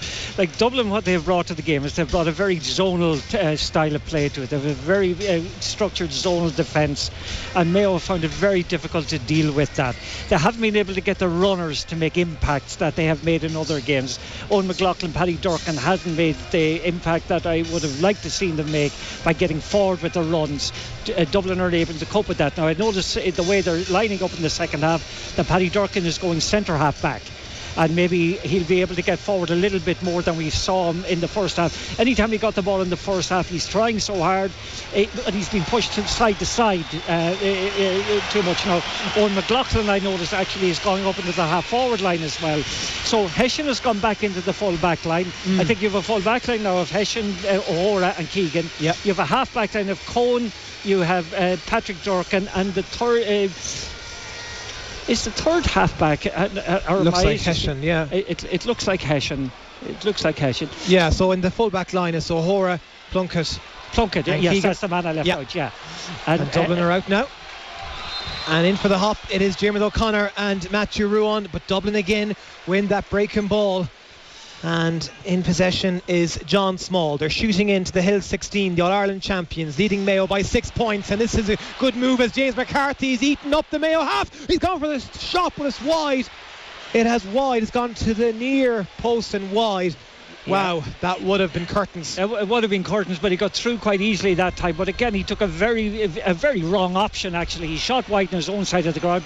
Robbie Henley's coming a quick kick out now, and Mayo are counter-attacking. Yeah, Mayo now need a big response. They need to get off to a good start in this third quarter as Conor Loftus in possession, looking up to see can he find the big man in around the house, Aidan O'Shea. He wins it. He turns Davy Byrne. It's still Aidan O'Shea. He's hit the deck. Looks like John Small was doing a challenge. And it's going to be a free out for Dublin. Yeah, when he got that ball, Aidan O'Shea, that time he won it well. And the old man coming off his shoulder, who was it? The fullback Lee Keegan, man who's got 2 goals in the past against Dublin. But Keegan now is having to troop back all the way back to his back line and wins the ball actually on his journey back home. Yeah, great stuff there from Pádraig O'Hora out in front of his man to win possession back now for Mayo to Matty Ruan. Matty gives it to Diarmuid O'Connor, and Mayo in possession just in their own half now. It's important for them to try and be in control. We saw Dublin just all about themselves in the first half. Mayo made too many unforced errors. They ran the ball into tackles too many times. Needs to be more clinical now in this half. As good move inside to Tommy Conroy. Conroy trying to make his way through, gets support. It's still there for Mayo. It's Pádraig O'Hora trying to beaver his way in. He hits the deck. It's still there, but Dublin win it back with John Small, and Dublin have one possession. Small clears his lines, aims it towards Dean Rock under the Cusack stand. It's gone out for a sideline ball for Mayo. It's Diarmuid O'Connor who will take it, but Mayo, there was an opportunity if they could, but yeah, Paddy Durkin got inside his man very well. But in fairness, you've got to compliment Dublin's defending. Got 4 or 5 men around the attacker, and were able to kind of turn the ball over. But turn was like Lee Keegan in towards Aidan O'Shea. He spins. He's gone out. It's gone out. His ball has gone wide. He won the ball. Yeah. He was wondering again would he go for a mark or not. But in turning, he actually took the ball out over the end line. Now it's encouraging that in the couple of minutes that we've had in the second half, the 2 balls that have gone into him, he's won both of them. So he is getting his foothold in the game. But Mayo, just a word that came to mind at half time, they were spooked in that first half, and that fear that was in them, they need to just get that out of the system, and very, very quickly at that. They need to shake that off. They are certainly started the second half better, but the scoreboard isn't showing any difference just yet, as Evan Comerford is taking it forward. He's on 45 metres out from goal. He almost got well, this is the new kind of trend actually this year with goalkeepers playing fly goalie. So many of them doing that now. Quick ball sent into that full forward line. That vital hand back there for Mayo. It's Paddy Durkin. Paddy Durkin, very good interception, and now the counter-attacking. And there's a bit more light to them. There is a bit more light. Wonderful now as Mayo coming forward into Hessian. Great speed, great tenacity. Offloads it to Ryan O'Donoghue, kicks it high and puts it over the bar. That's tremendous score from O'Donoghue. That was badly wanted, and that'll raise the spirits. But you saw 2 or 3 Mayo guys that time. You saw Hessian, you saw the ball going through to O'Donoghue, you saw O'Donoghue's confidence manifesting itself with a wonderful strike over the bar from about 40 metres. It's back now to a 5-point game. Dublin with the restart very quickly, looking to send it in around the house. Has fallen there for Dean Rock. Rock has Michael Plunk with him for company. Rock finds space, kicks his shot off his right boot. It's gone to the near post and wide, and that's a 4th wide now for Dublin. 4th wide, second in the second half. They're being rushed, they're being forced to take kickouts, and a great kickout that time from Henley. Wonderful kick out from Henley, and a wonderful fetch around the middle of the park there as well from Stevie Cohen. It's sent forward now. Kevin McLaughlin off his left boot, and that one just didn't have the accuracy. Didn't have the conviction either, and that's not typical of Kevin McLaughlin. The ball was, again, all came as a consequence of a good kick out from goalkeeper Henley to Stephen Cohen in the middle of the park. Cohen with the ball getting to McLaughlin, and Kevin untypically slighted off his left foot and widened on his near side. So Dublin with the restart as Johnny Cooper, an Afina clubman, plays it back to his keeper, but certainly it's a much more positive start to the second half for Mayo. They're trailing now by 5. Dublin 10 points, Mayo 5. We played 5 minutes in the second half. 5 minutes in the second half, and this is a guy I'd love to have seen being tested a little bit more. Is Comerford, like new to the game this year, new to the team this year. It's his 4th game, okay, but Mayo haven't really got one kind of go at him to test his mettle. Davy Byrne taking it forward now for Dublin, entering into the Mayo half, gives it short to Cormac Costello, who picked up a yellow card in that first half. Cormac to Ryan Finton, and it's recycled back to Costello once more now. He's 45 metres out from that Mayo goal, and that's careless play from the All-Ireland champions, gone out for a sideline ball. Well, let's have more of that. Again, not typical of what they've been doing. They're somewhat scrambled and disjointed so far in the second half, and Mayo are playing with a lot more positivity and a lot more life in them than from what we saw earlier. Let's poke the bear, see what the response will be. Owen McLaughlin now taking it forward for Mayo, switched it over to that Cusack stand side. As Mayo looking to work it into centre if they can. Yeah, O'Donoghue again giving a short that time to Lee Keegan, who's coming up much more, attacking much more than we saw in the first half. Kevin McLaughlin now in possession, gives it to Matty Ruan, and they're just marginally inside that Dublin half. Dublin have all their bodies, they have 15 players behind the ball. That's a high looping one for Diarmuid O'Connor to contend with. And he's just taking it in now to the Dublin half. It's Paddy Durkin now. Paddy Yeah, but the rhythm and the pace that we'd like to see it with the ball going forward isn't there. They're being forced laterally, they're being forced side to side by Dublin, and again that's it's a credit to the Dublin defending. Into Hessian there, taking it forward. He's certainly instilled a good bit of life since been introduced for Mayo. Fuller running. It's now with Matthew Ruan. He's 45 metres out from that Dublin goal. He's just looking up to see what options are available to him.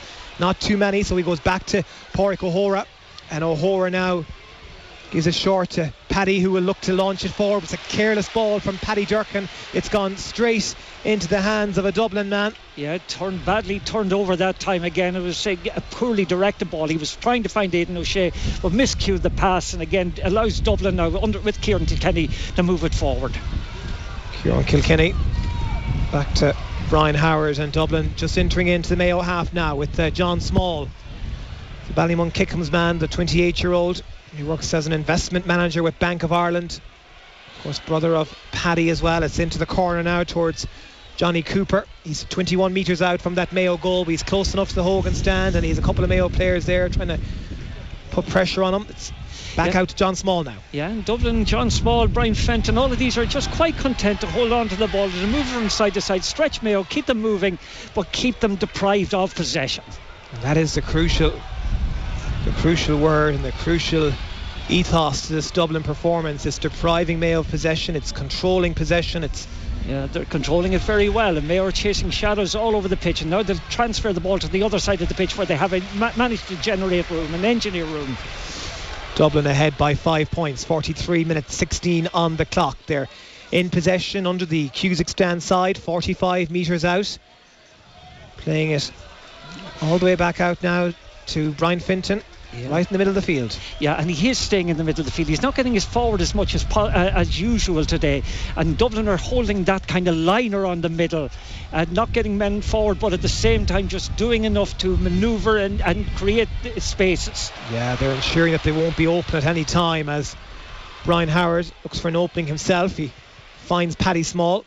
Matthew runs there to not allow anything too crazy to happen, so it's still Dublin in possession, about 25 metres out from that Mayo goal as Con O'Callaghan looked to skip inside past O'Hora and past McLaughlin. He fists an effort off the post. It's fallen kindly for McLaughlin, and now Mayo will look to build themselves from deep with Aidan O'Shea coming out. Aidan O'Shea just inside his own 45 metre line. A careless pass. It was towards O'Hora, but it was Kilkenny who intercepted, and now Dublin are turning defence into attack. It's with Niall Scully. Scully gives it to Cormac Costello. It's a wayward one. It's like it's going towards Portland Row. It's to the right and wide. It's well wide actually. That was again another example of Mayo's careless play today, again giving away the ball needlessly, allowing Dublin to counter-attack, but Costello didn't make most of his opportunity. And watch the Dublin kick out again. It's a bad Dublin kick, or no, it's a Mayo kick out should I say. Good one from Henley. Yeah, Henley, and it went the way of Stephen Cohen, who was out in front of his man. There was a Dublin player looming large in the background, but did well to not to be overawed by that. Ball sent down the line, but it's gone out over the line as well. We've only had one score so far in this second half, 10 minutes played, and that point has come the way for Mayo, but they're trailing by 5 points. They'll need to eat more into that lead. Yeah, they're finding it very difficult to get the ball forward. They're finding it very difficult, period, to get the ball. It's all Dublin are controlling possession, and have done so from the first whistle today.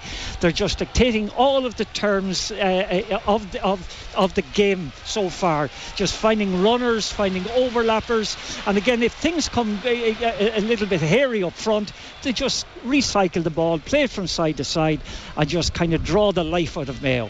And you see players like Owen Merchant dictating the play, making Ryan O'Donoghue chase him. Yeah.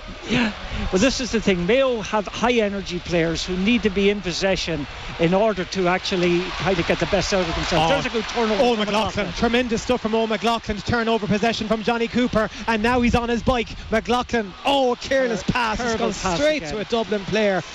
And that's the narrative of the day, listeners. He's just giving ball away again after again and again. It makes you feel like jumping down Patrick Head. Well, they're certainly just not clicking at all. No. It's not clicking at all as Brian Fenton plays a short ball forward in front of Kieran Kilkenny, and Kilkenny recycles it back out now to James McCarthy, and again just nice and cool and calm and nonchalantly working their way around the field. Dublin 40 metres out from that Mayo goal, looking to play one inside towards Con O'Callaghan. Well read there by Lee Keegan. Leroy does well, and now Leroy will look to launch it forward. A good roar as well from the Mayo support to urge him on, to urge their team forward. Gives it to Robbie Hindley now, who's going to look to see can he launch it forward. He takes a couple of solos. He's just calling for Michael Plunkett to come towards him and to build from deep, to work it forward. Gives it now to Matthew Ruan. Matty's fouled by Niall Scully, just marginally inside his own half. Yeah, and he's looking up for players. The only man available to him is at the far side of the field, or the entrance at the Cusick stand is Paddy Durkin. And Paddy takes it forward, just looking to see our options available. Tommy Conroy slips back up on his feet, now gathers possession. Again, he's almost slipping. It's very greasy there. Made a lot of rain here in Dublin earlier. Gives it now to Ryan O'Donoghue. He's 25 metres out from that Dublin goal. Mayo trailing the Dubs by 5 points, 47 on the clock. It's now with Stephen Cohn from Hollymount Carramore.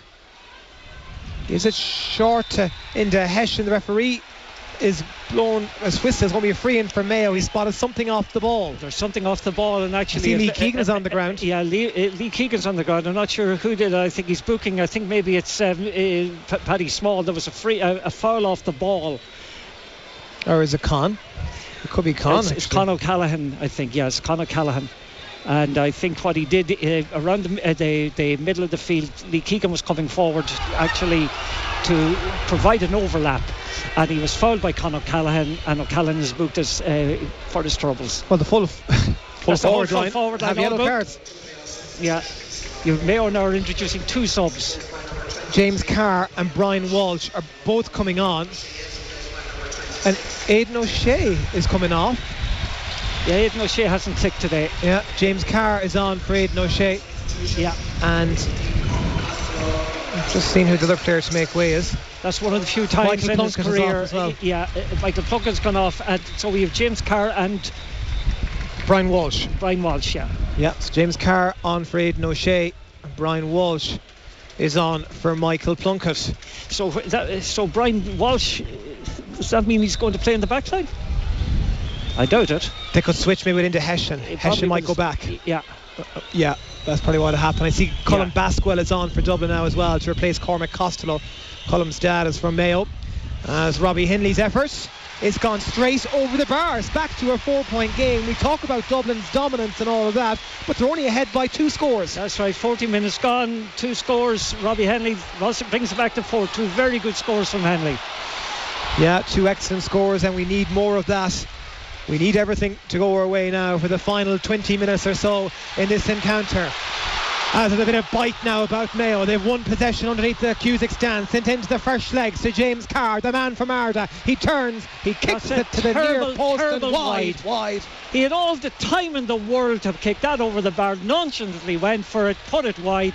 That's inexcusable, an unforced error like that. I know he's just into the game and that, but he's into the game to improve things, not to actually kick a wide like that at a time when another point would have really put the wind in Mayo's sails. It certainly would have. It's here the boys in blue been blasted out around Croke Park now, but the boys in blue haven't scored in the second half yet. They haven't scored for 15 minutes of the second half. But they're taking it forward now to try and work something with the man that's just on, Colin Basquel, looking to play it in towards Kilkenny. He's been closely monitored by Pádraig O'Hora. Yeah, O'Hora's one hardy boy, I'll tell you. Well, he certainly is. All his experience from jiu-jitsu and karate is playing off over the years, and the ultimate Hell Week and Special Forces. He certainly is a guy you'd love to have in your corner.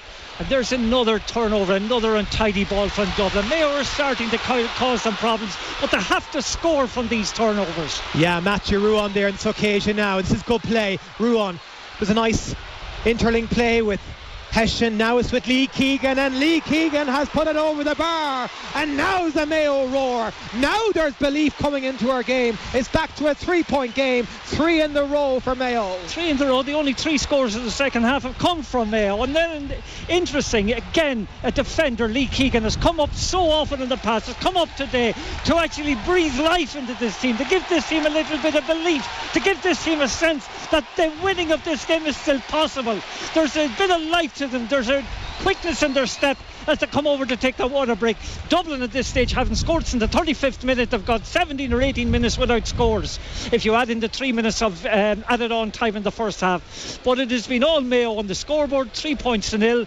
Two of the, the one from Henley was outstanding, O'Donoghue's opening one, but Keegan's that time was a great score and a timely one. It really was a timely one, badly wanted, and we need now to keep it up. It's a 3-point game. Dublin 10 points, Mayo 7 points. We've reached the second water break, so we'll see now what Mayo can produce for this final quarter. But certainly we've seen uncharacteristic mistakes from Dublin. Oh, very much so. They're untidy, they're turning over the ball. That tangled kind of play that is not normally associated with them has become prominent. But Mayo, when they have got the ball forward, have been swift and resourceful.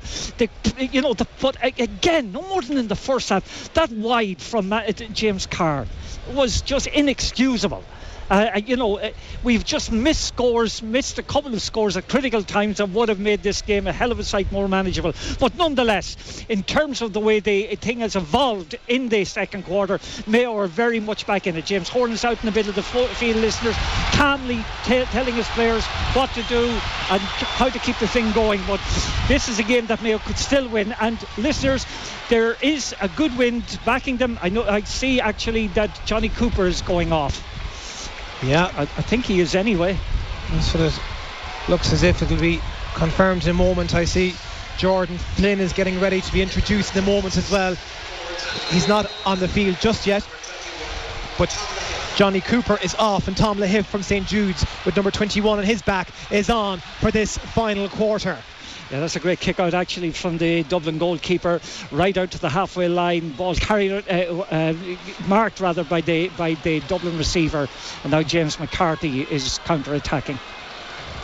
Dublin in possession with John Small from Ballymun Kickums, just marginally inside the Mayo half. The All-Ireland champions leading by 3 points. They are yet to score in this second half. Mayo have got 3 on the bounce, courtesy of Ryan O'Donoghue, Robbie Hindley and Lee Keegan. Certainly need to keep up this tempo, keep doing the basics right and not to give away any opportunities to Dublin, as Brian Finton has been hassling Harry there by Matthew Rowan. He still has it, looking to launch it in towards Kilkenny. O'Hora is keeping close proximity to him. It's still there with Dublin. They're on the verge of the horseshoe, looking to get a score with Paddy Small, and Paddy Small has broken their duck in this second half. That's their first score of the second half. First score in the second half. It's taken them 18-19 minutes to get it.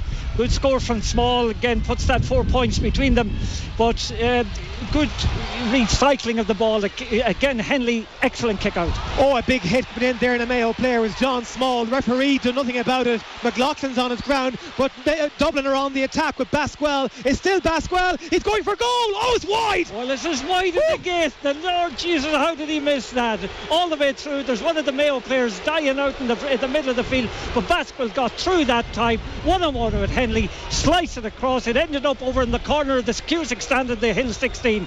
Was it a doctor looking? Yeah, that's an awful hit, and we want to see this again on our monitor. I didn't see the hit, I'll be quite honest about it. The referee is being berated by a couple of the Mayo players. I see James Horan is telling the sideline official as well, come on, you have to have seen this, where he is quite furious. I haven't seen James Horan that animated quite some time. No, he does. I didn't see the hit, but Horan is furious. Yeah, he's furious with Conor Lane, the referee. Now, I did see it, and I thought straight away yellow card offence from John Small. I'd love to see it again here in the monitor. I'd like to see it in the monitor, but they don't normally show a replay of an incident where there is a player badly hurt. Yes. And the ambulance is in at the moment. The little wheelie bin is in, or the wheelie cart is in. Conor Lane now is going over to his sideline official to have a word with him to try and get some kind of clarity as to what has happened. Well, the wind did knock him over. Well, it didn't knock him over, but he certainly took a big hit. And the player down is Owen McLaughlin. I'm not clear who's down. Owen McLaughlin, as far as I can make out. Yeah, that's what I can make out. But they are getting out a neck brace. Hopefully he'll be okay. Hopefully he'll be okay. But I mean, as you say, it wasn't the wind. It wasn't the gust of wind that knocked him down. It was a big hit. But why we're not seeing it, I'd like to see it on screen. I'd like to see a replay of it to kind of get clarification and confirmation of the extent of it. But we're not seeing it. But James Horn is one angry dude, I'll tell you. Yeah. I think they're going to show it now. Yeah. Oh, that's a frontal charge. That is a bad challenge. Yeah, it's definite. As soon as I saw it, he just comes in, he got him straight in the jaw, hits him hard. That is a sending off offence. Yeah. How in the name of God the referee hasn't actually, or the linesman, or how anyone hasn't seen it. The referee is pointing to his shoulder. What he's saying to us is this: that the hit executed by John Small on Owen McLaughlin was executed with his shoulder, but he got him straight in the jaw. And now basically what we have the players again going over, taking a water break. It's like another water break almost. And he's still down. He's still down. He's moving, certainly. Thankfully he's moving. He possibly will want to get up and resume play, but I don't think he's in any fit state to. I'd say there's again, it's maybe not right for me to be speculating on something medical, but it looked to me to be a headshot. Here we go again now. They're showing the front of us again. Oh, yeah. He went right into him there. Yeah. The shoulders right into the side of the right into the face. Right into the face. In any other code of sport, that would be straight to the line. Straight to the line. Like, I mean, they're talking about the importance of protecting players, of actually kind of, protecting them from headshots and punishing head-high challenges. If that is not punishable with a red card, then in the name of God in heaven, then what is? Yeah, it's disgraceful. It really is a disgraceful decision. If nothing's going to come from this, and it won't. It won't. I don't think so. The way it's looking. He's still getting attention, and we just wish him a speedy recovery, because it was an unmerciful hit, and they've showed it numerous times here on our monitor. Yeah, they're showing it. He's just taken out of it. Simple as that. He was taken out of it. For Conor Lane to be pointing to his shoulder. And I can't understand, Martin, for the life of me, in a case like this, why can't they show it on the big screen, and for the referee to look it back and say, look, hands up, I made a mistake. Yeah, well, look, that is something that Conor Lane will live with.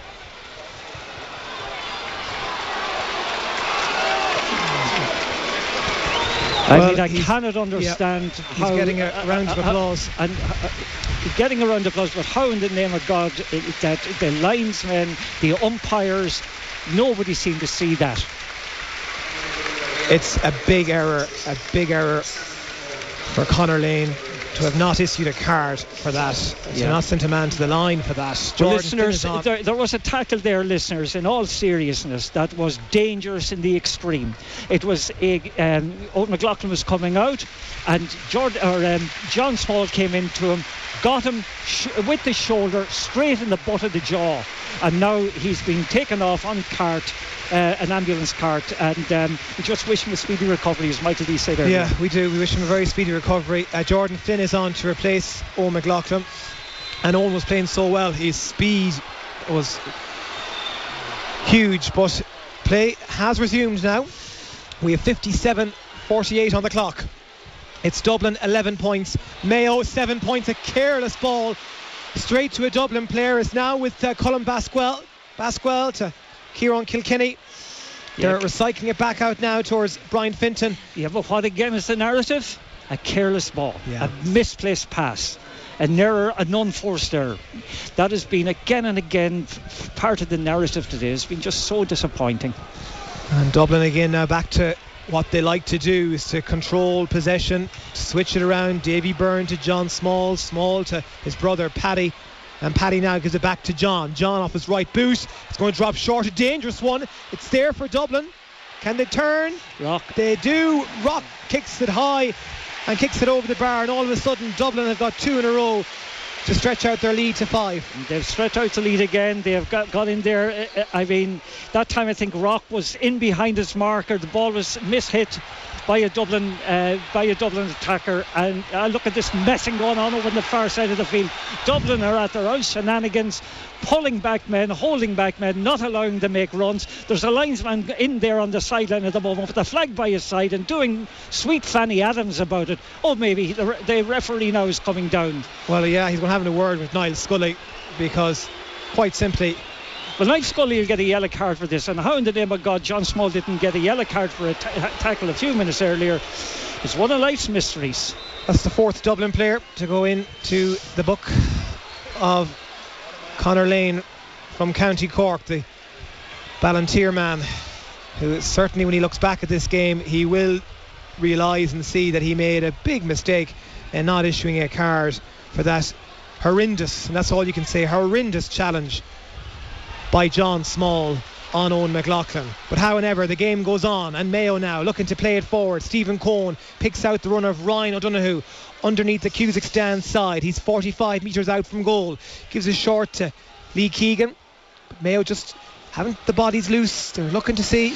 Yeah, but Mayo are a team that like to play at pace. Mayo are a team that like to play with a positive rhythm, a positive attacking rhythm. They're finding it so difficult to establish that today. They're being forced into recycling the ball, going side to side for the sake of it, and just not getting players into threatening positions. And in time when you're 5 points down, you must get a greater attacking dimension to your game. Matthew Ruan now picks out Ryan O'Donoghue, gets the return pass. Matty off his right boot. Oh, it's dropping short. I thought it was going over, but Evan Comerford was able to fetch it from the sky, and it is as you are. Dublin ahead by 5 points. We have 10 minutes to go, plus a lot of added time. Yeah, that was again an opportunity that could have been finished. It dropped short into the goalkeeper's hands. It's the second one I can recall that has gone short to the Dublin goalkeeper, at the times when a score could have come of it. As Dublin now taking it forward over on that Cusack stand side, just playing it around, playing it back towards Brian Howard inside his own 45 metre line. You get the sense if Mayo are to have any chance of winning this game, they need a goal, and they'll need to get it inside the next 5 minutes or so. We've played 61-14 on the clock. Dublin 12 points, Mayo 7 points. Dublin in possession now with Niall Scully from Timpelogue.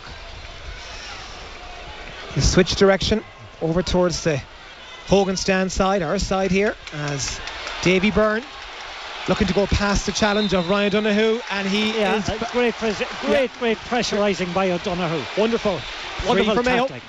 And there's another sub coming in for Dublin.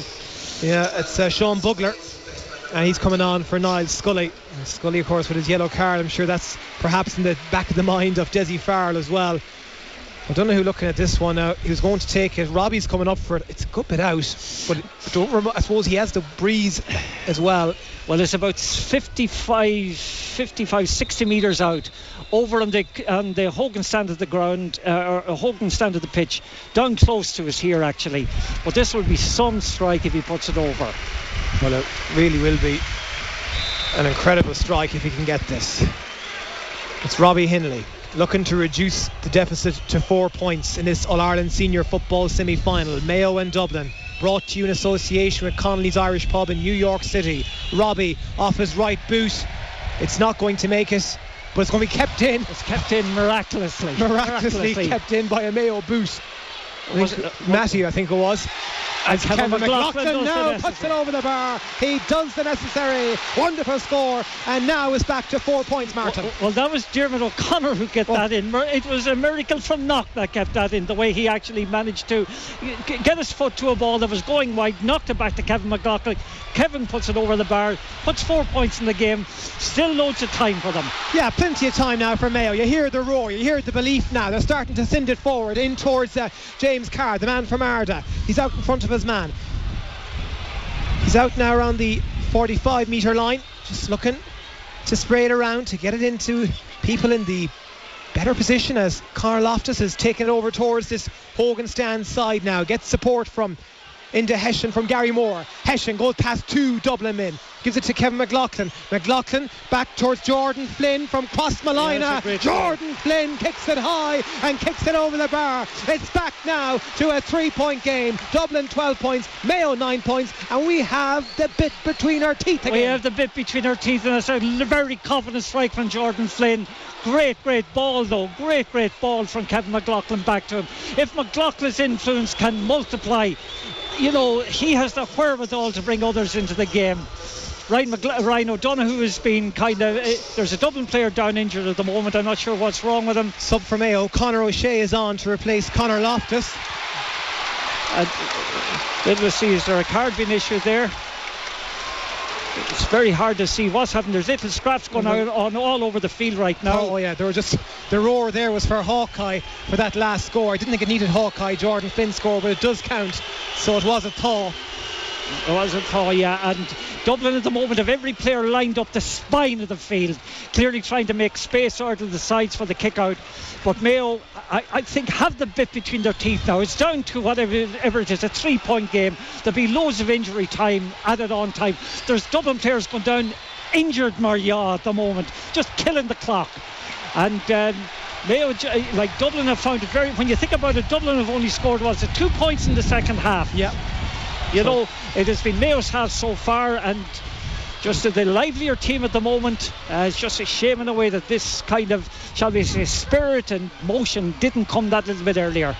But it's still certainly there for the taking. It's a 1-score game. Dublin 12, Mayo 9, 65-11 on the clock as Merchant plays it back to his keeper, Comerford, and there's nobody making runs for Comerford. He's stuck between 3 lines. And he's caught. Oh, don't do that, Kev. Don't do that. He's gone to the ground. There's a bit of afters and Schmazzles. I hope you don't lose the free. Don't be pulling.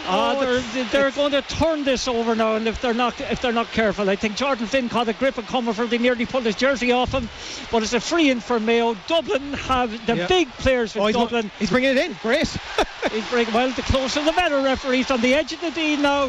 Kickable, highly kickable, to bring it back to a 2-point game. Ryan O'Donoghue has the opportunity, going to take it from his hands, but no doubt about it, Mayo are coming tantalisingly close. You can see them out throughout the field. They know that the wind is in their favour, that they certainly have Dublin on the ropes right now.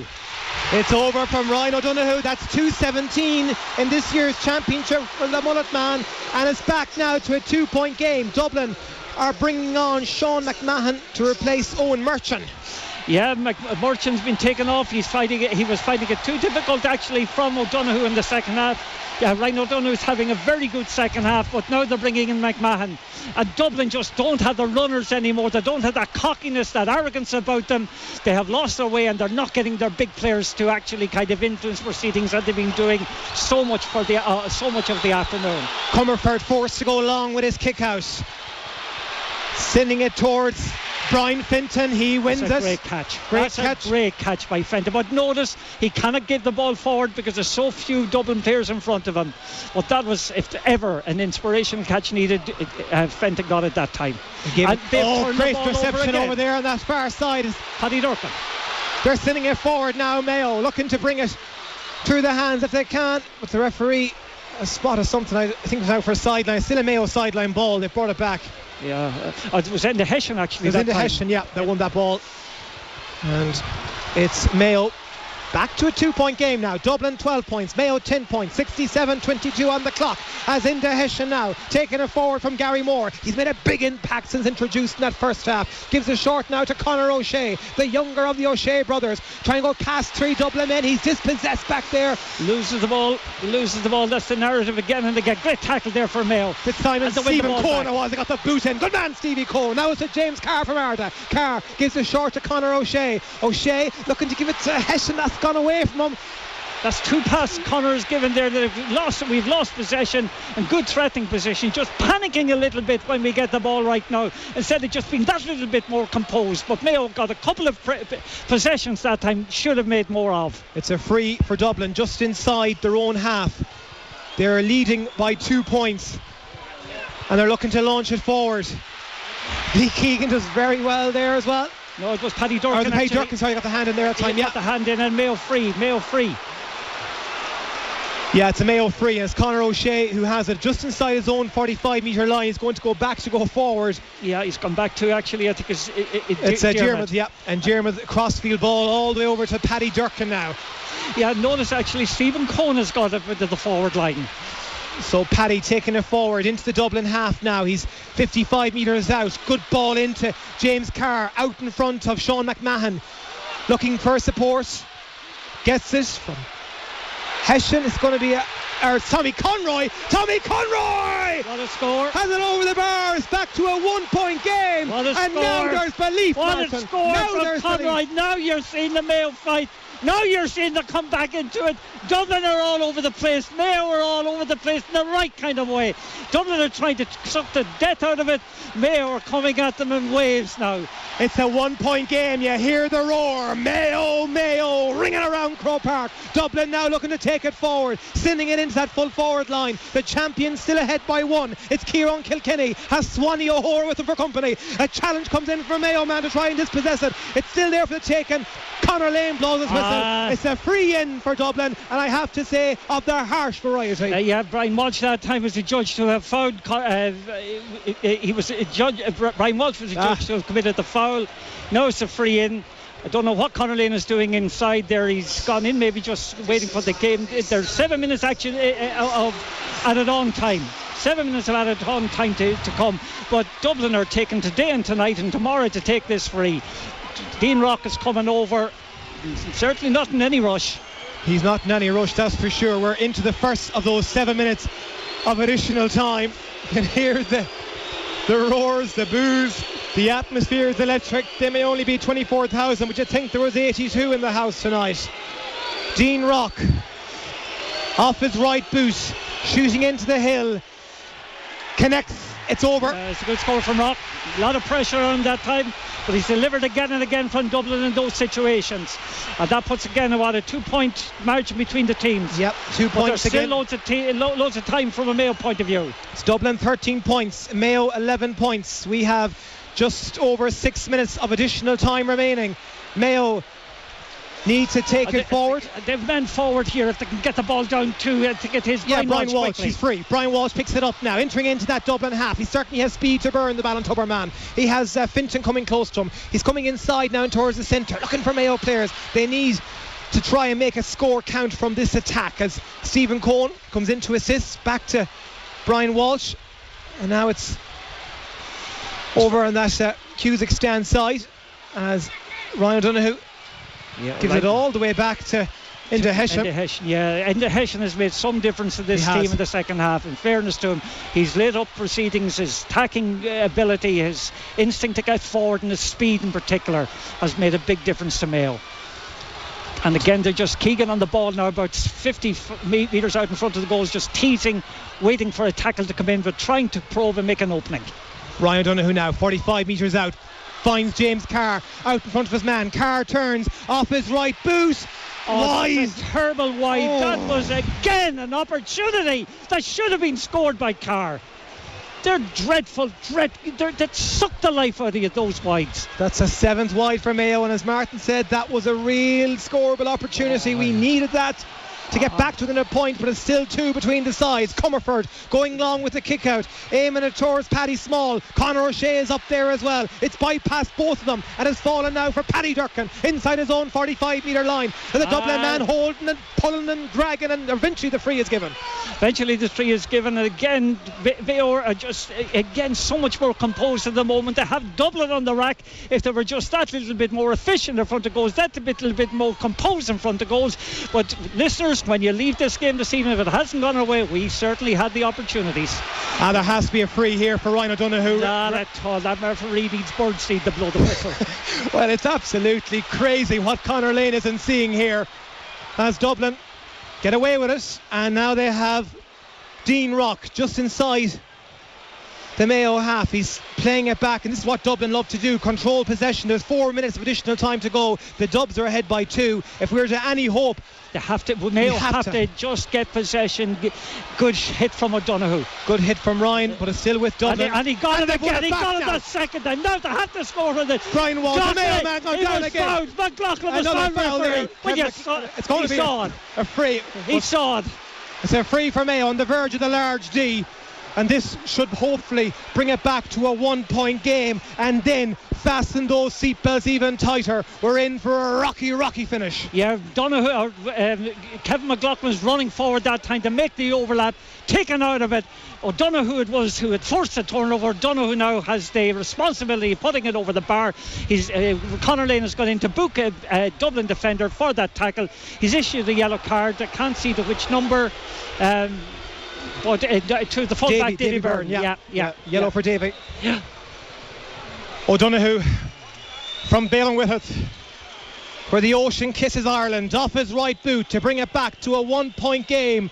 Ryan O'Donoghue hits the target. That's brilliant, Ryan O'Donoghue. That's great composure from Ryan O'Donoghue. Like as you said earlier on, this year's 2:13 up to today. Yeah. But today is his reliability in tight situations that has set him apart. I said earlier about the little Manning. He is all like kind of, pistons and levers, going. Kind of tackling, scoring, kind of inspiring others. But by God, Mayo are still in this. They still are. James Carr, he's doing well, trying to hassle and harry Davy Byrne. He's forced to play it back to his keeper, coming for it again, who dropped it momentarily, but Conor O'Shea just wasn't fast enough. He's almost an inch. This Dublin team are on the rack if we can just get the ball. If we can get the ball and get a score, we'll take it to extra time. It's Dublin 13 points, Mayo 12 points, 75 on the clock, Paddy 2 minutes to go. It's now with Come the on, keeper. you have to get in on the goalkeeper. You have to pressurise him. Evan Comerford. They're just inside their own 21 metre line, Dublin. Mayo need to push the bodies forward. They need to get possession to win the ball back. And they have to get... Dublin are playing it around their large parallelogram. It's out for 45. It's out for 45. Great pressure. Wonderful stuff. And now Conor O'Shea, great pressure. Tremendous. Robbie Henley come up and take this. It's a 45 for Mayo. There's a Dublin player after Ryan O'Donoghue's down. He claims he has been hit by John Small. John Small has got him away with a bad tackle once. John Small is lucky to be on the field at all. Well, I think now we have... Darren Cohen is coming on. He's coming on for... I think it's Stephen, is it? Number 6? No. It's not. 6 for Dublin's coming off John Small. We've seen a second to Darren Cohen is coming on for... But Robbie, he's on for cousin Stephen, yeah. Darren Cohen on for Stephen. I watch him, I call Kieran Kilkenny acting the... Yeah, Robbie Hindley. Oh no, Robbie, no! It's gone right. Actually, he might get a second chance. No, he'll get a second chance because there's shenanigans going on there. Good job, he's getting a second chance. Yeah, Robbie didn't hit that. There's all kinds of Dublin players. I think Johnny Small is in acting the buck. I think they're taking off. Who is it? Is it Jordan Flynn they're taking off? No, Jordan's coming over for something. He's been told something, so it's going to be taken again. Come on, Robbie. We need this, Robbie. This will take us to extra time. 76:29 on the clock. Take your time, Robbie. This to level it. Yeah, big Lahiv, Tom Lahiv is in front of him now. Tom Lahiv, listeners, is a sub who's coming for Dublin. He's about 6'5", 6'4", 6'5", a big lad. He's presenting the barrier. I don't know what's happening here in front. Robbie hasn't placed the ball yet. No, there's another substitute being made here. There's substitution being made, listeners. We can't see 6 for 25. Well, that's Darren Cohen. Stephen Cohen. Stephen Cohen Stephen didn't realise. Yeah, that was the delay. Stephen didn't realise it was him that was coming off. Yeah, it's so confusing here at the moment. It's very hard for us to bring clarity. Stephen was playing in the forward line a little while back. Now he's actually been taken off, and Robbie now is. Okay, Robbie, time is up. 77 on the clock. This to level it and bring us to extra time. Come on, Robbie. He did it! He did it! It's over the bar! Robbie! Excellent and now it's Mayo. 13 points, Dublin, 13 points. A Mayo man on the deck as well. There's a Mayo man down, number 10, it's down Diarmuid O'Connor. There's a Dublin man after hitting him. There should be a Dublin man sent off here, but Dublin are all over the place. But Henley, let's carve his name of pride, because again and again, that man has got more abuse from Mayo fans, and fair play to him. Fair play to Robbie Henley. It's now Mayo 13 points, Dublin 13 points. There's after Shamas here. Conor Lane needs to get a grip of this game. No Mayo man's taking a backward step on Henley, in fairness to the man. And you hear that roar, it's electric. The Mayo roar. We have suffered so much defeats over the years, this Dublin team. We haven't beaten them since 2012. Well, we're going to take them all the way tonight, Marianne. Well, I tell you something, they are panicking at the moment, and Conor Lynn I think shushing everybody off. I think it's half time. I love James McCarthy is out there giving lip, and Davy Byrne. Dublin are panicking. We're going into extra time, ladies and gentlemen. We certainly are, ladies and I'll gentlemen. tell you, my heart. Oh, help. Oh, I could do with something. And I'm on enough tablets as it is. Oh, my word. Oh, let's take stock of it all.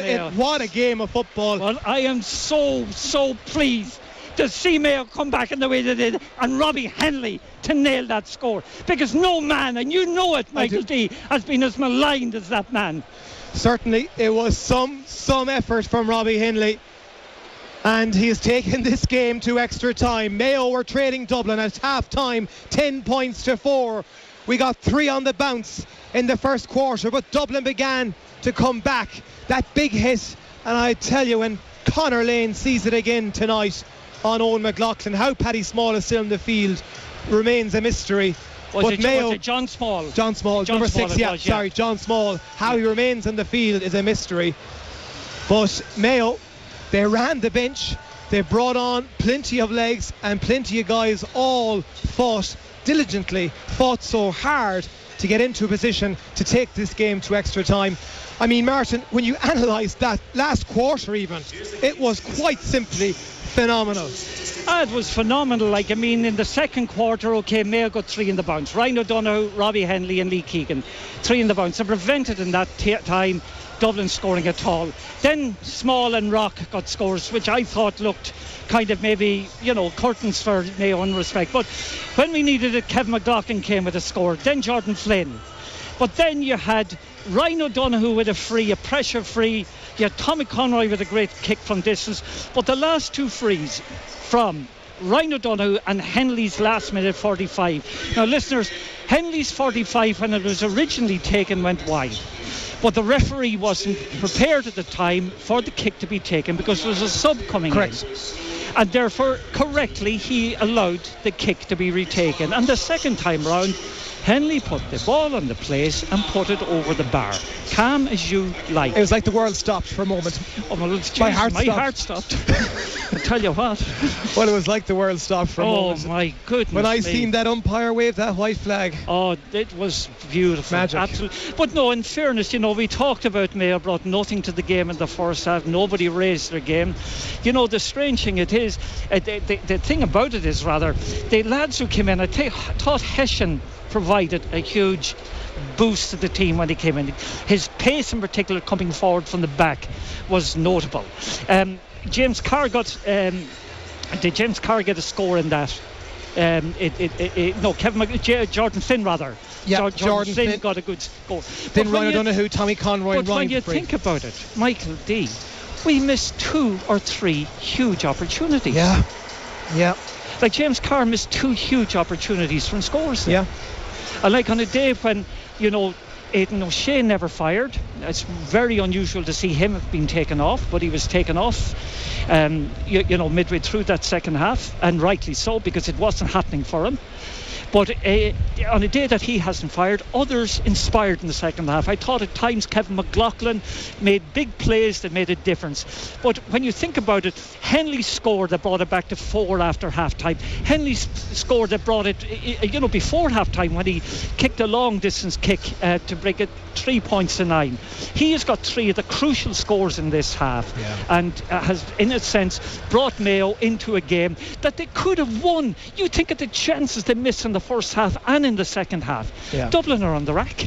We'll take a quick break, so we'll take a quick break, and John, we'll hand back to you. It's full time. Dublin 13 points, Mayo 13 points. Extra time to come. Don't be too long. We're back in a moment. The big match in association with Connolly's Pub and Restaurant Times Square, delivering the best Irish pub experience in New York City. Log on to connollyspubandrestaurant.com. Oh my word, thanks indeed, Michael D. Well, I think I'm lost for words here, and my voice is almost gone as well, so not much more to say. We'll be back for extra time from Croke Park, and what can we say, only what a game. Weekend sport on Midwest Radio with McCain's Pharmacy Ballina. Love your sport? Try our famous muscle relaxant gel to loosen your muscles before exercise and again after your workout to leave you feeling refreshed. Only available at McCain's Pharmacy Ballina. Phone 096 21698. Let's celebrate getting closer to the sports we all love with Sky VIP. Closer to your friends with a €24 Uber Eats voucher to bring the clubhouse to your living room. And closer to the action with GAA training sessions for the kids hosted by Hurling and Gaelic Football All-Stars. Everyone has a chance to win with Sky VIP. Visit the My Sky app and get involved. 18 plus. Ticket applicants entered into ballot. See sky.com/VIP terms. Closing dates vary. See Sky VIP section of My Sky app. From nature that's found to history elevated. From stories recited to buildings delegated. From crafts revived to communities celebrated. What projects are in your area during National Heritage Week? Visit heritageweek.ie for more information. National Heritage Week is a Heritage Council programme which is supported by the Local Authority Heritage Officer Network and the Department of Housing, Local Government and Heritage. Loftus Skip Hire, a leader in waste management. We deliver skips from 4 yards up to 60 yards, serving all of Connaught. So whether it's time for that house clean out or any construction jobs, remember Loftus Skip Hire is the one to call. 096 325 00. That's Loftus Skip Hire on 096 325 00 for a prompt delivery. Confidential shredding and bin washing also available. Nothing compares to a real holiday with TUI. Especially when you know that everything is taken care of. The TUI Holiday Promise puts flexibility first with free changes. Plus, we've included COVID cover on selected holidays. Book your summer holiday with confidence. TUI. Discover your smile. T's and C's apply. Tips for the room outside on Midwest Radio. Brought to you by McGah's Gardening Complex, Headford Road, Galway. Everything you need for the garden. Flowers, shrubs, lawn treatment and decorative planters. Visit mcgahs.com or call 091 755 330. Preparation is the key when seeding a new lawn. Get the ground as level as possible without using heavy machinery in order to avoid compaction. This in turn will encourage more worm activation and will reduce the problem of the dreaded moss in the future. Use a good mix in a number 2 lawn seed that has both perennial rye and creeping fescues in it. Spread 35 grams per square metre of Humber Palmer's slow release fertiliser. Then sit back and wait for a lush green lawn. Tips for the room outside on Midwest Radio. Brought to you by McGah's Gardening Complex, Headford Road, Galway. Everything you need for outdoor living. 4, 6 and 8 seater garden suites, bistro sets, outdoor lights and heaters. Visit mcgahs.com or call 091 755 330. Your to-do list. It's always pretty chock-a-block. There's the things from yesterday you never got to yesterday. And the things for today you'll probably put off till tomorrow. But don't put off saving on your home energy. Go direct to Energia and switch to Energia's cheapest dual fuel bundle. For the biggest savings, the thing to do is to always go direct. Visit energia.ie.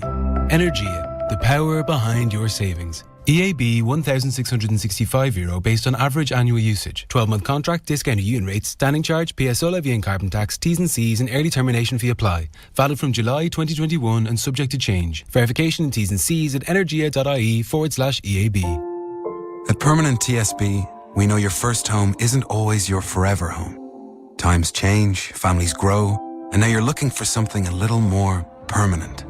We're helping you make that move with new lower rates for second-time buyers, meaning you'll see real savings every single month. That's permanent support. Book an appointment today at permanenttsb.ie.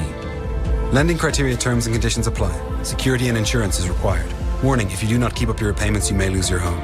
Warning, if you do not meet the repayments on your loan, your account will go into arrears. This may affect your credit rating, which may limit your ability to access credit in the future.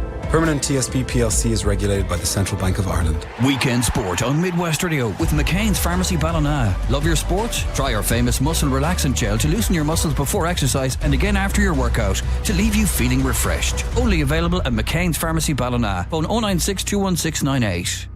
And you're very welcome back to us. We're almost ready to go back to Croke Park in just a few moments. But if, in case you haven't been listening for the last while or you don't know what's been happening in the sporting world over the past half hour or so, it is 13-all. It finished between Dublin and Mayo in the All-Ireland semi-final. Remarkable finish. Robbie Henley stepping up to the plate. And I think we'll go straight back to it. There's no point delaying. Let's go back over to Croke Park with Michael D. McAndrew and Martin Carney. The big match in association with Connolly's Pub and Restaurant Times Square, delivering the best Irish pub experience in New York City. Log on to connollyspubandrestaurant.com. Thank you very much, John. You're welcome back here to Croke Park. Mel C and Brian Adams, When You're Gone, has been blasted out across the speakers here in Croke Park. We're waiting for the teams to come back on the field again. They're certainly taking their time. But what about that? We reflect on that game of football. Absolutely incredible scenes, an incredible game, and you'd expect nothing less from Mayo and Dublin games. They have served up some of the most exciting, enthralling games over the years. Today has been no different. 13 points apiece is how it's all finished. Mayo were trailing by 6 at the break. We asked the question, was there a fight in this Mayo team? Could they come back from 6 points down against the All-Ireland champions, the 7 in a row chasing All-Ireland champions Dublin? But they did. They have showed us what they can do, the belief, the desire, and now it's the blank canvas once again, Martin Carney. It's the blank canvas, but my God above, that has been some second half from Mayo. Like, if you look at just from a statistical point of view, in the 30th minute of the first half, it was 2 points to 9. Robbie Henley stepped up and nailed the long distance free. But from then to the end of the game, Dublin only scored 4 times. Kenny with a mark, Dean Rock with a free, and John Swallen Rock with 2 from play. But Mayo had scored them 10 scores to 3 actually. You know, it has been the third quarter rather, it was all Mayo, even though they only scored 3 times. And let's be honest about it, Mayo didn't play great in that third quarter, but they managed to get the scores. Dublin seemed to me content to protect their lead, to play the ball around from one to the other for the sake of it. Yeah. They never tried to inject any kind of, shall we say, forward momentum into their play. And fairness to Mayo kept pressurising. I don't know where they got the energy from at the end. Yeah. Like Conor O'Shea was it executed, or Diarmuid O'Connor, I forget which, executed that 45. But Mayo are out again. I'll tell you, the pep's in their step. And you know, I don't know what's... Now, listeners, you can start a complete new 15 in this half. I'm not sure. It'd be interesting to see, yeah. I could see, Martin, at the end of that first half, deep in injury time, Aidan O'Shea was beginning to warm up again. So I wouldn't be surprised to see Aidan been rolled out at some stage. Yeah, I see Philly McMahon coming out. I see he's coming on for Dublin. Big Lahiv has gone in midfield with Brian Fenton. It's just difficult, listeners, to figure out at the moment who's who and where's where. Dublin also have a guy, Sean Bugler, on somewhere. But Mayo have definitely Pádraig O'Hora, definitely Hendy. Darren Cohen is back there. Lee Keegan is back in the back line. Enda Hessian is there. And Tommy is, yes, it's Enda Hessian is playing left half back. Paddy Durkin, I would imagine, is out there somewhere. And Paddy's there around the middle, but he's going to be taken up. I say McCarthy, I see. Yeah, now did the referee actually toss the coin? If he did, well, they're just going through a few formalities again. Yeah. Like Robbie Henley's out on the 45 metre line. Nobody seems to know which way they're playing. There's no football out there. I see Philly has gone straight in on James Carr. Yeah, no, the referee's just coming out now actually. He's the last man out of the tunnel. Yeah, he was over there at the Dublin management team just going through some formalities with changes or that, but definitely Philly is the change. I'm sure we'll get confirmation of that in a moment. Now Paddy Durkin is taking the toss, listeners. So Paddy Durkin and James McCarthy are the 2 captains, and Paddy's going playing with the wind. Yeah, he's won the toss, he's playing with the wind. So they're changing around. Everybody's changing around now. So excuses for the shall we say the confusion somewhat, but everybody's running around in circles. Everybody assumed that you just changed over, but no, it's a new game. As I said, you toss the coin, you 15v15, and Mayo won the toss and are hopefully build on the advantage that they have had over the last period. Yeah, here we go, start of extra time. And now extra time is 15. Yep. Or sorry, it's 10. It's 10 minutes. Apologies. It is 10 minutes, yes. Yeah, 10 minutes. Aside, yeah, 10 minutes. And 10 minutes aside. For the first 10 minutes is Mayo, who will play with the strong breeze, playing from left to right, shooting into the Davin stand end. Conor O'Shea is tagging, actually. He's tagging James McCarthy. And Dublin again from the hop, win possession. And taking it forward now with Brian Howard. Howard gives it to Con O'Callaghan. Con O'Callaghan's back on. Yeah, so Dublin have certainly made the changes as well. No official confirmation of those coming through just yet. Billy McMahon on the field as well. Dublin coming in for a score if they can, and they have. Early doors.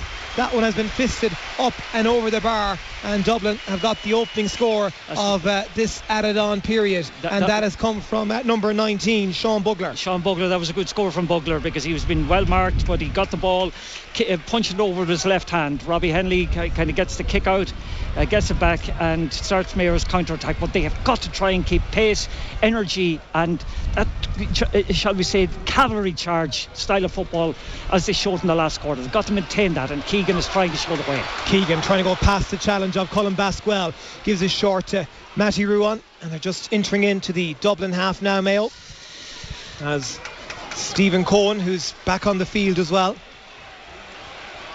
gives it now to Jordan Flynn, and Jordan is pickpocketed there.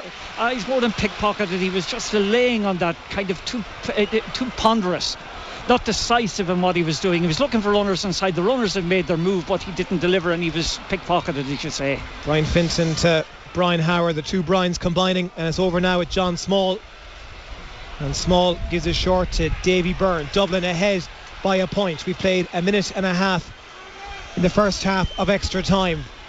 Remember, it's Mayo who are playing with that strong breeze, so we need to make a count if we can this first period, as Davy Byrne taking it forward, gives it short to Basquel. Basquel trying to go past the challenge of McLaughlin and Keegan, but Keegan and McLaughlin have overpowered us. That's why you want that ball quick. Great fast ball sent in towards Darren Cohen now. Darren out in front of his man Mick Fitzsimons. He's underneath the Cusick stand side, about 50 metres out. Now it's with Stephen Cohen. Stephen gives it short to Tommy Conroy. Conroy, the man from the Neil, try and get past James McCarthy. He does. He still has it. Tommy Conroy off his right boot, kicks it high. That's it over the bar. That is some score from Tommy Conroy. He got through two very hard tackles that time. One from James McCarthy, who's out there. James, he's not particularly pleased, but anyway, great score from Conroy. Yeah, it's level again. 14 points, plays 14 points. Dublin building from deep. John Small, the 1-2 with Basquel. Brian Walsh picked up a knock. It's going to be a free out for Mayo. Lee Keegan having a bit of afters there as well. Yes, I think that time the guy who got the knock was actually Brian Walsh. Brian Walsh got hit. Yeah. Some of the hits have been ferocious. They're dangerous. Ferocious is one word. Yeah. Dangerous is another thing. Let's call it what it is. And that again was a head high tackle. Yes, he's getting a card, a black card. That's a black card for number 17, isn't it? Yeah. Colin Basquel. For Colin Basquel, and correct. So now for the remainder of this half, Mayo have an extra player. They have an extra player now if they can make use of it. They have Dublin on the rack, listeners. In the All-Ireland semi-final, we're in extra time. We played 3.5 minutes of the first period. It's Mayo 14 points, Dublin 14 points. Mayo have an extra man now for the next 10 minutes or so, as Stephen Cohen taking it forward, gives it to Lee Keegan. Keegan to Paddy Durkin, about 40 metres out from that Dublin goal. Back to Matty Ruan. Matty looping one in around the house. Who's it going to fall for? It's falling for a man in the blue jersey, and they bring it out now towards Finton. Forward to Tom Lahiff, and it's going to be a free for Dublin just inside their own half. Free from Dublin, they're slowing it down. Philly McMahon is trying to get players to move forward.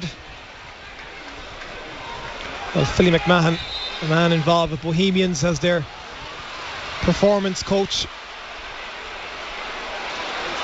takes that free, sends it forward to Sean Bugler, the man who got the opening score of this first period of extra time, and that's a free for Dublin again, just around the middle of the park. Darren Cohen, the man who committed the foul, not best pleased with it either. Yeah, I noticed on the edge of the square at the moment you have Pádraig O'Hora and you have Kieran Kilkenny, and O'Hora is looking for the ball, or Kilkenny rather is looking for the ball to be put into him. Finton towards Tom Lahiff. Tom Lahiff's effort's gone to the right and wide. That'll do us folks. That's Dublin 6 wide, I think, by my calculations. I'm not saying my calculations are perfect. That's well won. Well won there by Matty. Now they're sending it forward. Paddy Durkin now to carry into Tommy Conroy. 45 metres out from that Dublin goal. Tommy Conroy taking on Philly McMahon. It's still Tommy Conroy. Go on, Tommy, on your right boot. Tommy Conroy. Fabulous. Two Points on the bounce from Tommy. We're ahead by a point. We talked about him earlier in the match being too far back the field. That time he took on two of them. That's what we need from him. Wonderful score from Conroy. Good kick out from Dublin though. Yeah, Dublin with John Small now. Kevin McLaughlin is tracking him. Put in a huge shift as well, Kevin McLaughlin, as he always does. It's Mayo ahead by a point. 15 points to 14. Hear that Mayo roar. 5 minutes to go in the first half of extra time here in Dublin. It's now with number 19, Sean Bugler. Good challenge from Mayo, and they've won it back. Tremendous fight, tremendous spirit, tremendous battle. Leroy gives it now to Matty Ruan. Back to Leroy, looking for runners forward, looking for players to get on the ball. It's with Ryan. Now it's with Matty once more. I'll put it over Ryan. Back to Ryan Donoghue. He's around the 35-metre line. Gives it to Darren Cohn. Lays back. Great kicks score. it. Wonderful score. Great score. Great score. From Darren Cohn. Wonderful. 6 minutes gone. 16-14. Dublin are nowhere. Mayo have got all the momentum. They've got all the energy. They are absolutely playing mother of God with them. And it's a poor kick out. They're on the ropes. The kick-outs goes straight to Lee Keegan. Gives it now to Ryan Donoghue. 35 metres out. It's still with Ryan. Off his right boot. Kicks it over the bar. Mayo ahead by 3 points now. Now we're stuck in diesel. Now the belief is starting to rise. Dublin are all over the place. Dublin are all over the place, listeners. If Mayo can keep composed, keep doing the right things, have the winning of this. Well, it's an incredible performance from James Horn's and troops. And it's gone out for a sideline ball for Mayo. Come on, Mayo, keep over on the Cusack stand side. Come on, I'll try and keep calm, but you keep around it going. the middle. Mayo 17 points, Dublin 14 points. 3 minutes to go until half time in the first half of extra time. I see this Dublin player down as well over there. Well, the atmosphere, as I've referred to, it's electric. You swear to the full house, It's magnificent. It's absolutely magnificent. That time, number 21, the Dublin player was Tom Lahiv. He got a smack, I think, from Diarmuid O'Connor. I didn't think there was anything wrong with it, but Conor Lane seems to think so. And hopefully it's just a yellow, not a... Well, if it can't be anything other than a yellow. Maurice Deegan is giving him instructions, something. Incidentally, Mayo, I think a couple of weeks ago, had a weekend with Maurice Deegan about the refereeing standards and that. Just watch it here again. That's the one that I didn't see much wrong with that. Well, he's got a yellow card, Diarmuid O'Connor, for that. And Dublin take the sideline ball. It's into the corner, into the Hill 16 end. Dublin trying to work something here if they can. It's gone to the near post and wide. That's what we want. A wide. That was Paddy Small's effort. Mayo still ahead now by 3 points. Robbie Hindley with the kick out short. And Mayo building now is Kevin McLaughlin to Inda Hession. Just under 2 minutes to go until half time in extra time. Yeah, but Mayo try and keep coming forward. Remember, we have an extra man. Don't keep going forward. They're just slowing it down a little bit at the moment. Maybe it's easy for us up here to be saying all of that, but I just love to see them attacking a little bit more now that they have that extra man. It's a 3 point game. If we got another point to have a 4 point cushion at the break, it would be lovely. As Lee Keegan just inside his own half now gives it to Matty Ruan. Yeah, Dublin are struggling to stay with the pace. They're a man down, but it's all Mayo at the moment. They're composed, they're moving the ball around. They have way more energy than Dublin. Now Diarmuid O'Connor taking it forward. Another score actually would do it. Honestly. As they're doing to Dublin what Dublin did to us in the first half. Yep. Playing around the ball from one to the other, making Dublin come out and chase them, making Dublin come out and get the ball. And we'll have to do another 10 minutes of it though, Martin. Yeah. A minute to go now until half time. It's Mayo 17 points, Dublin 14 points. Matty Ruan in possession just inside his own 45 metre line, gives it short to Tommy Conroy, as Martin alluded to. It's Mayo playing keep ball, playing it around. Drive it forward now, lads, as Tommy Conroy looking up to see what options are available to him. Now it's a Kevin McLaughlin. A minute of additional time at the end of this first half of extra time, and Kevin, it's going to be a free for Dublin. That's a free for Dublin, but again Mayo unnecessarily brought the ball into tackle that time. Kevin was fouled. Kevin was blown for the free. John Small is coming off. Robert McDade is coming on. So a game like this, you need your full benches, and that's at least one comforting fact that Dublin, not like years past, Martin, where they're bringing on all these they haven't got the superstars. Quality, they haven't got the quality of yore, I don't think. But it's Mayo now, or it's Dublin had the free kick around the middle of the field. Brian Howard to take it, and Mayo, I think Dublin have back to the full complement of 15. Conor Loftus is back on the field. He's coming on for Kevin McLaughlin. Yeah. Kevin McLaughlin's put in a huge shift. Massive shift. Huge. He's just coming off there when he's exhausted. But by God, he's some servant. Well, he gave something. He gave everything. He really did, as Dublin go short that free. Great hand in from Pádraig O'Hora. That came off Kilkenny. last. I thought O'Hora got his fist to, but I thought it came off Kilkenny's hands. Yeah, that's what Pádraig O'Hora thought too, but the linesman thought different. That should be half time, extra time, additional minute, time 1 minute, 11 minutes, 18 seconds gone. Yeah. That should be half time. It's a sideline ball for Dublin between the 13 and the 21, dangerously in around the house. No, it's gone wide. That'll do us. Dublin fist got to that. It's gone wide. Yeah, and it's half time. Half time in extra time. Mayo ahead by 3 points, 17 points to 14. The Mayo supporters are on their feet. They are beginning to believe we're on the brink of something special here. We're on the brink of knocking out the All-Ireland champions. Yeah, and I noticed they're just out at the moment. Just Kieran McDonald's down there at the moment, talking to the players. Just calm it down, boys, calm it down. Don't get ahead of yourselves. Kieran, incidentally, for those of you who haven't seen him in a while, he's got a modern haircut. Very little the long hair ponytail or anything like that with him any longer. He's just out there calming everybody down, talking to James Horn is giving instructions to Paddy Durcan. But Mayo have gained control of this game. They've had the most wonderful first period of extra time. Paddy Durcan made the right call in playing with the wind. Tommy Conroy took on responsibility on 2 occasions there and scored 2 magnificent points. And you can see from him what it meant to him, what it meant to his players, his teammates around him. He's given them that self-belief. He's given them that sense that something major is possible here. This is Mayo's game now to lose. Yeah. Mayo's game to lose. Mayo have everything going for them. Mayo have everything going for them at the moment. If they just stay composed, get a score or 2 more, not give anything away stupidly, and not lose their forward momentum.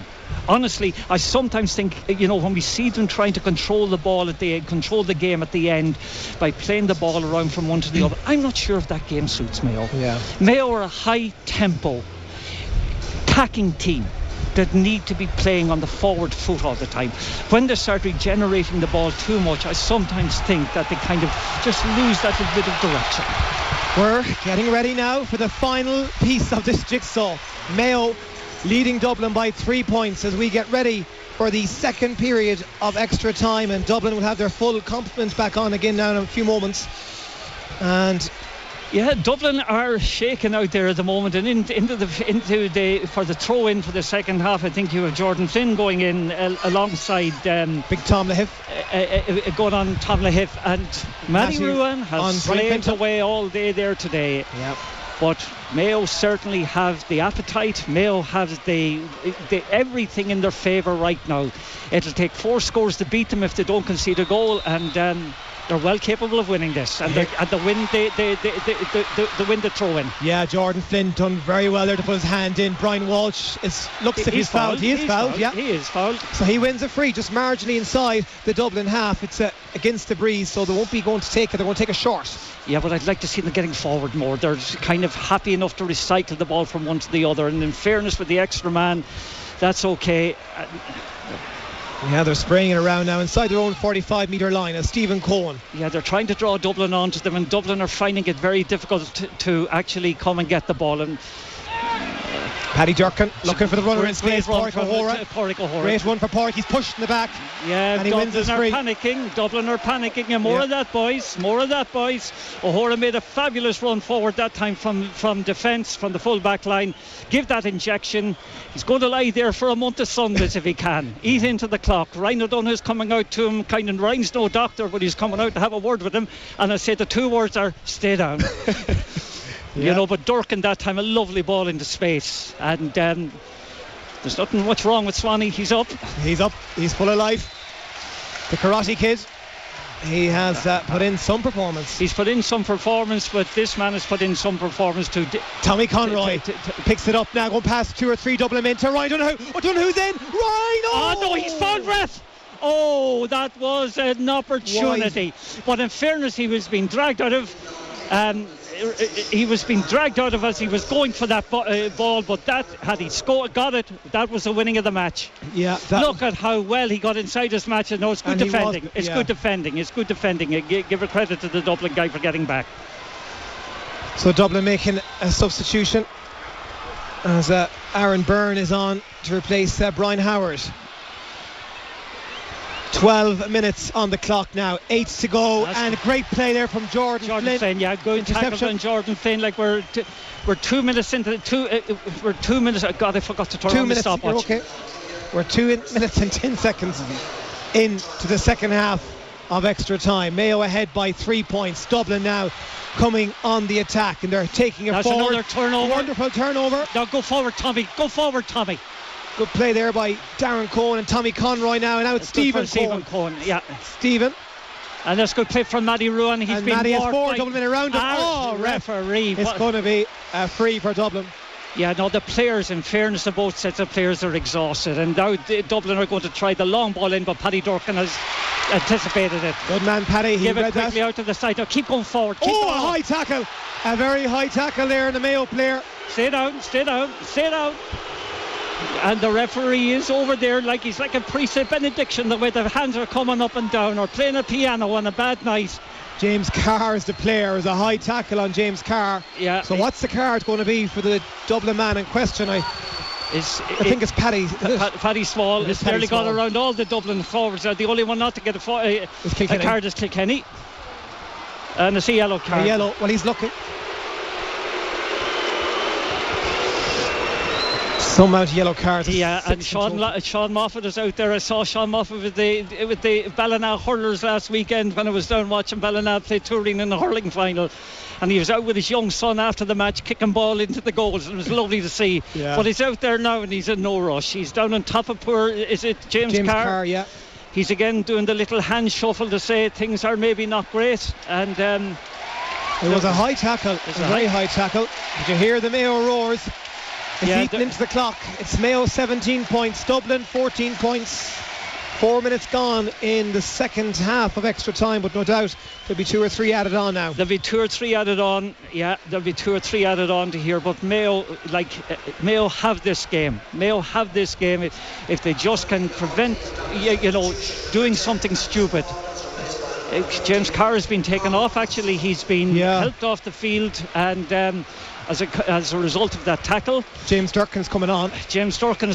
Now, if they can get the ball to James Durkin will run for Ireland. Great engine, like his twin brother Paddy. Not as big a man as Paddy. He's another great brother, Mark, who plays for the Castlebar Intermediates. An absolute credit. Great young fella. And Paddy Small is off as well.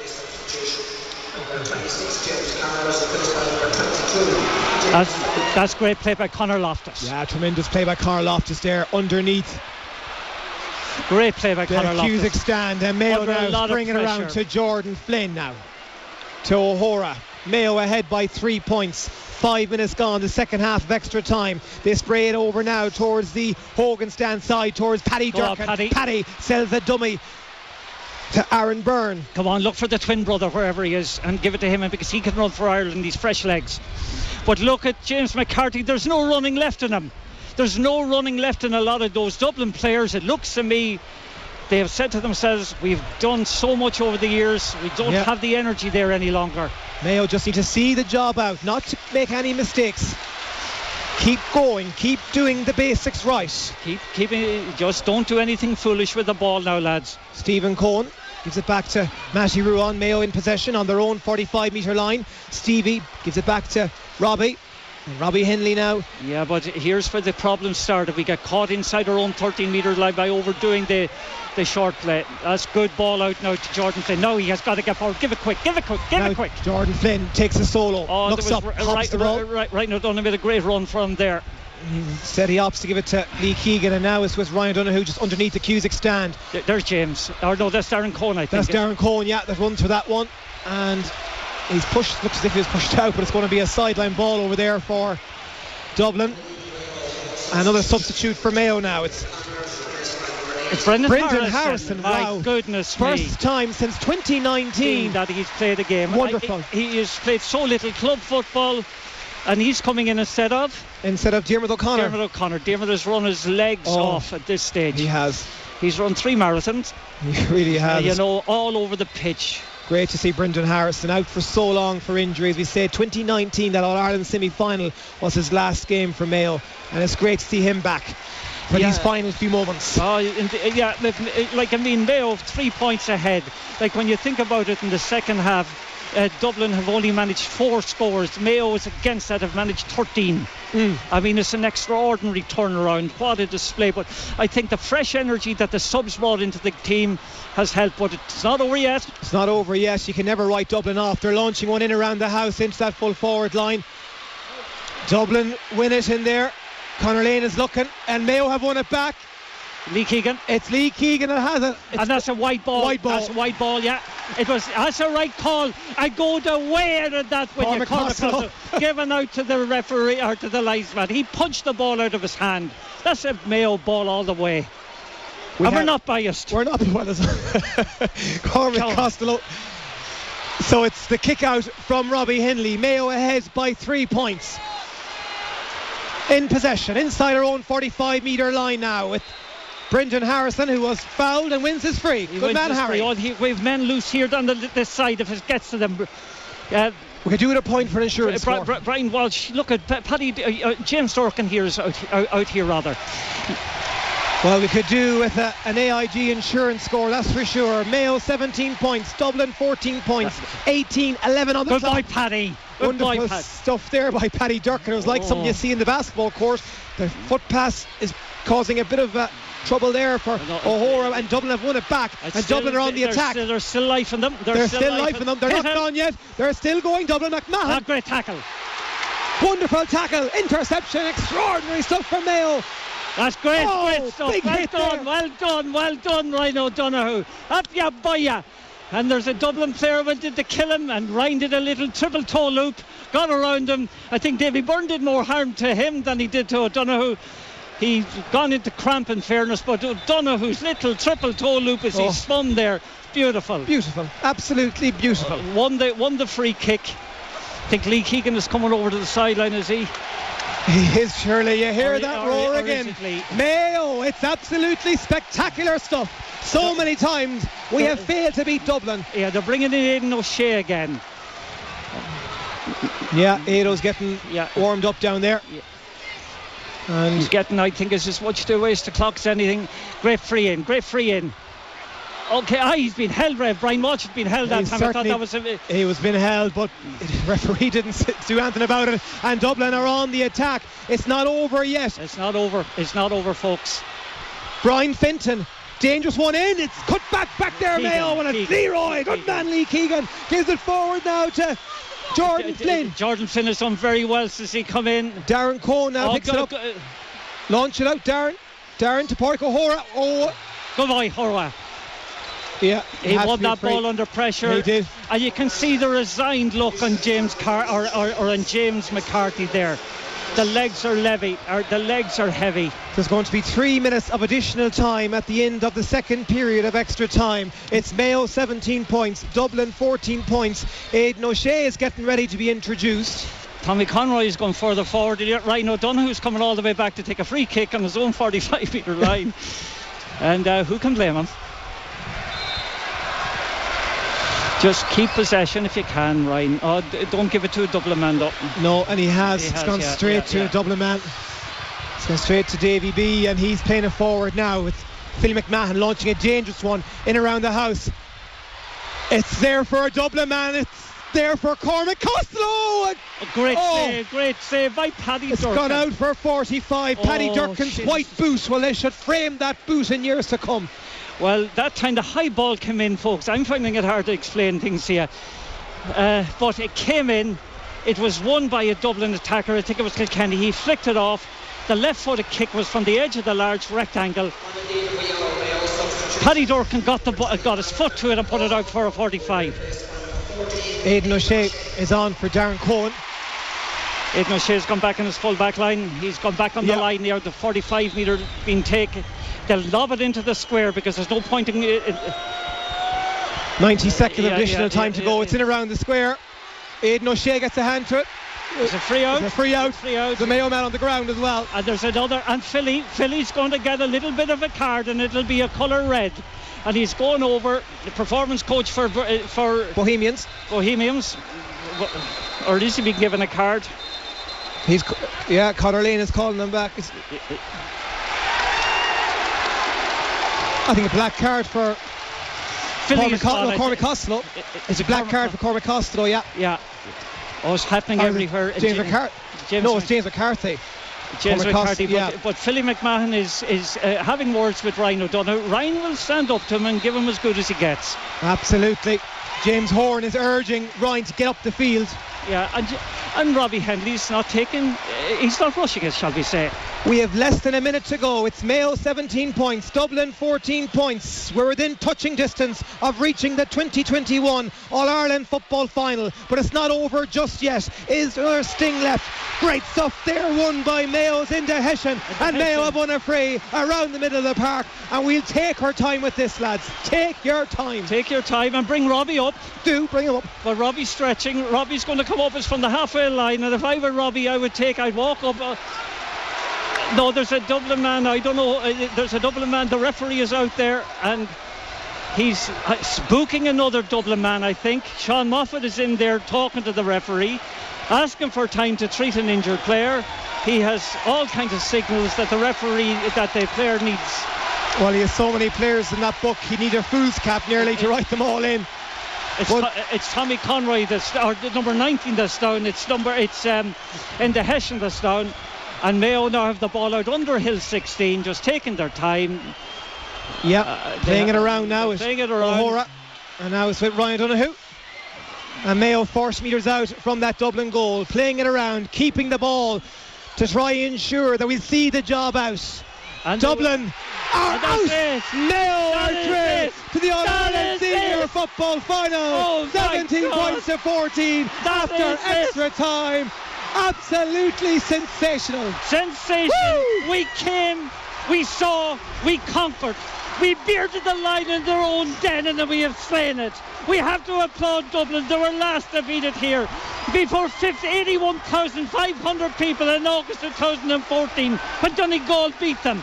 But my God, the self-belief, the resilience, the passion was off scale in the second half. The intelligence with which they played that second period. But it was fitting. There is something appropriate that it was Mayo who beat them. They have clung to them over the years. They have pressed them. They have taken them to the brink, but that they have kicked them over the cliff. We certainly have. Today is our day as the green and red of Mayo is blasted out across Croke Park. Wonderful stuff for all the Mayo people all over the world. We have had some tough days, some dark days, but my friends, ladies and gents, today's a good day. So put out your chest and beat your heart with pride. Today's a day for Mayo. We have defeated Dublin 17 points to 14, and we are through to the All-Ireland football final for 2021. Oh, that was a marvellous day, I noticed James McCarthy going over and shaking hands with James Horn, shaking hands with Lee Keegan. You know, there's great mutual respect between the two sets of players. Aidan O'Shea and Kieran Kilkenny out there kind of just hugging each other at the moment. But it's nearly, as I said, fitting that it's Mayo who beat them. and deservedly beat them, because like we thought at half-time, I wrote that, I rang my daughter Orla, who's a great judge of football, to see what she thought of it, and you know, we thought we had brought nothing to it. We weren't capable of raising our game. But the second period, the points that were vital to me were Conor Loftus's before half-time, O'Donoghue's immediately after, but Henley's 3 points at critical stages were so important. But then in the period, the extra time, remember there was no score in the second period of extra time at all, but those 2 points from Conroy's and the one from O'Donoghue, turned what I thought potentially a losing situation into a deserved winning one. And the man of the match, from what I can see, is Pádraig O'Hora. Maybe it's not, but he's been brought over to the interview area. And no, he's not. It's not him. It's Tommy Conroy who's got man. Is it Tommy Conroy who's got man of the match? Well, I'm just looking over there. Unbelievable stuff. Tommy Conroy got man. I cannot see here. We're slightly obscured here. It is Pádraig O'Hora. Yeah. No. Different man there. It's Tommy Conroy, is it? Yeah, I think it is. And rightly so, because those two points that he got were just sensational. Mayo players are out there in the middle of the park at the moment. Yeah. Absolutely delirious and deservedly so, with pride and with joy. And you know, the thing about it is, like, it's 17-14 today that we beat them by. When we beat them in 2012 was 1916, the year of the Rising. Well, now, I told you at the beforehand that the letters 2021 as the day to beat them. Well, the last day was 2012. You have me spooks. You're such an old Moors man. I tell you, I'm lucky I'm still standing after this, and I'm still alive after it. Well, absolutely incredible. Oh dear God, that was some. Because let's be honest about it. Angelina's over there, and Sinead. Angelina Nugent is here, and Sinead Stagg is still here as well, and there's Mayo supporters all around us. There's absolutely overjoyed by this. It's absolutely unbelievable scenes here, and you can see the roar of the Mayo support, the flags, and what a difference it makes. And the match, Pádraig O'Hora. And for a man who left this pitch a couple of weeks ago, and we thought with broken ribs, and we thought that he wouldn't play again this year, and then I asked the fella in Ballina Sunday, how was Swanee, and he said he's running, and he said it wasn't ribs, it was more breastbone, it was more chest that he got, and he found it difficult breathing. But jeez, he's made of hard stuff. I'll tell you what, he was brilliant there today. He was brilliant, he was controlled, he was disciplined, he was tough, he was just wonderful. But the whole lot of them, the way they performed in the second half, after a half where they grossly underperformed, the way they performed in the second half was excellent. But again, I go back to it. I think that those Henley, Keegan, O'Donoghue points were magnificent. And when you look at it this way, from the 35th minute on, Dublin only scored, I think, a total of 4 points. 4 points from the 35th minute on. You know, that's an extraordinary defensive display by Mayo. And when I mean defensive display, from number 15 back. Like, Ryan O'Donoghue to me was magnificent. Kevin McLaughlin, outstanding. Hession, when he came on, outstanding. O'Hora, Conroy scores, marvellous. And I'll tell you, let's just not get too far ahead of ourselves in this. Yeah. You know, we have another game to play to win the SAM. Absolutely. And it's not going to be easy. And it's not straightforward. That semi-final, we don't know what's going to happen yet. Well, with Kerry and Tyrone, it may not. It may be later, and the final probably won't be the first weekend in September now. Well, we don't know. There's a lot of uncertainty, but that needs to be cleared up in the next 24 hours. It does. It needs to be cleared up. There's wonderful scenes in front of us. Oh, Ryan O'Donoghue getting a big hug from his mother as well. She's a proud Tyrone lady. She's a lovely character as well. And just see all the brothers hugging there, the O'Sheas. I see James James Horn with his son out with him at the moment, his youngest son, and you know, just everybody is so pleased. They're coming off the pitch. I see at the moment it's number 19, I think, is Enda Hession coming unbelievable off. Wasn't he unbelievable? Young Enda Hession going over to Enda Hession was outstanding today, I thought. Enda Hession, like, you know, again, a guy who wasn't the starting 15, played well. And you know, we often talk about our bench, but Harrison came on very, very late, made a great tackle on the far side. Hession made a great contribution. Brian Walsh did his bit. Jordan Flynn did some great things. Darren Cohn, some great things. I thought, if I'm honest about it, James Carr had a couple of good opportunities that he spurned. And when you think about it, we took it to extra time, but Mayo missed an awful lot of chances in the first half. Aidan missed 2, Ryan O'Donoghue missed 1, and we were just we were spooked in that first half. We didn't seem to have that confidence, that self-belief, and we weren't able to bring a running game to bear. A lot of it is credited to Dublin in the way they actually defended zonally and decisively. But as I said a couple of moments ago, it's so appropriate that it's Mayo who brought them from their perch. Dublin have been fantastic. 6 All-Irelands in a row. Incredible. It is just incredible, and we applaud them, we salute them, we respect them, we give them all the accolades that are possible to give to a losing team in sport. They have been great ambassadors for the game. They have played some of the most magnificent football, have been engaged in some of the most wonderful contests in this ground, and we have loved the way they have played. Today it was just a game too many. It was a game they have just, in a sense, kind of run the race, and that happens to every team. And from a Mayo perspective, Martin, to lose Cillian O'Connor earlier in the year, to lose Oisín Mullen during the week, all of that's just incredible. It was Mayo and it was Drugschale and it was just, Jesus, Mary and Joseph, what gods are against us here, And I genuinely thought we had a great chance if we had Oisín Mullen, and I really, really, really, I believed we'd win it. But when Oisín word came through, I came in on Tuesday night. I went down to Ballycroy actually. I went down to Ballycroy, went through the Sandhills, and I came up on Tuesday night. Then I went to training with the club and came in, and I got a rumour, that I heard a whisper in the park in Castlebar that Oisín Mullen was out, that he had torn the quad muscle. And when I heard that, oh dear God above, it was just so dispiriting. And I see James Horan giving a big hug there to Lee Keegan. Lee Keegan was here in 2012. Lee Keegan played in that game with Aidan O'Shea, Kevin McLaughlin, when they last beat Dublin in 2012. It's appropriate that he's out there in the pitch. Last to leave it. Yes. And it's just lovely to see. There's so many lovely little cameos out there in front of us at the moment. So many lovely little subplots. And just to have a Mayo win for a change against Dublin. The 9th game we have played them in Championship football since 2012, and we have bookended it with a victory. We started in 2012 with a victory. We bookended it now with another one.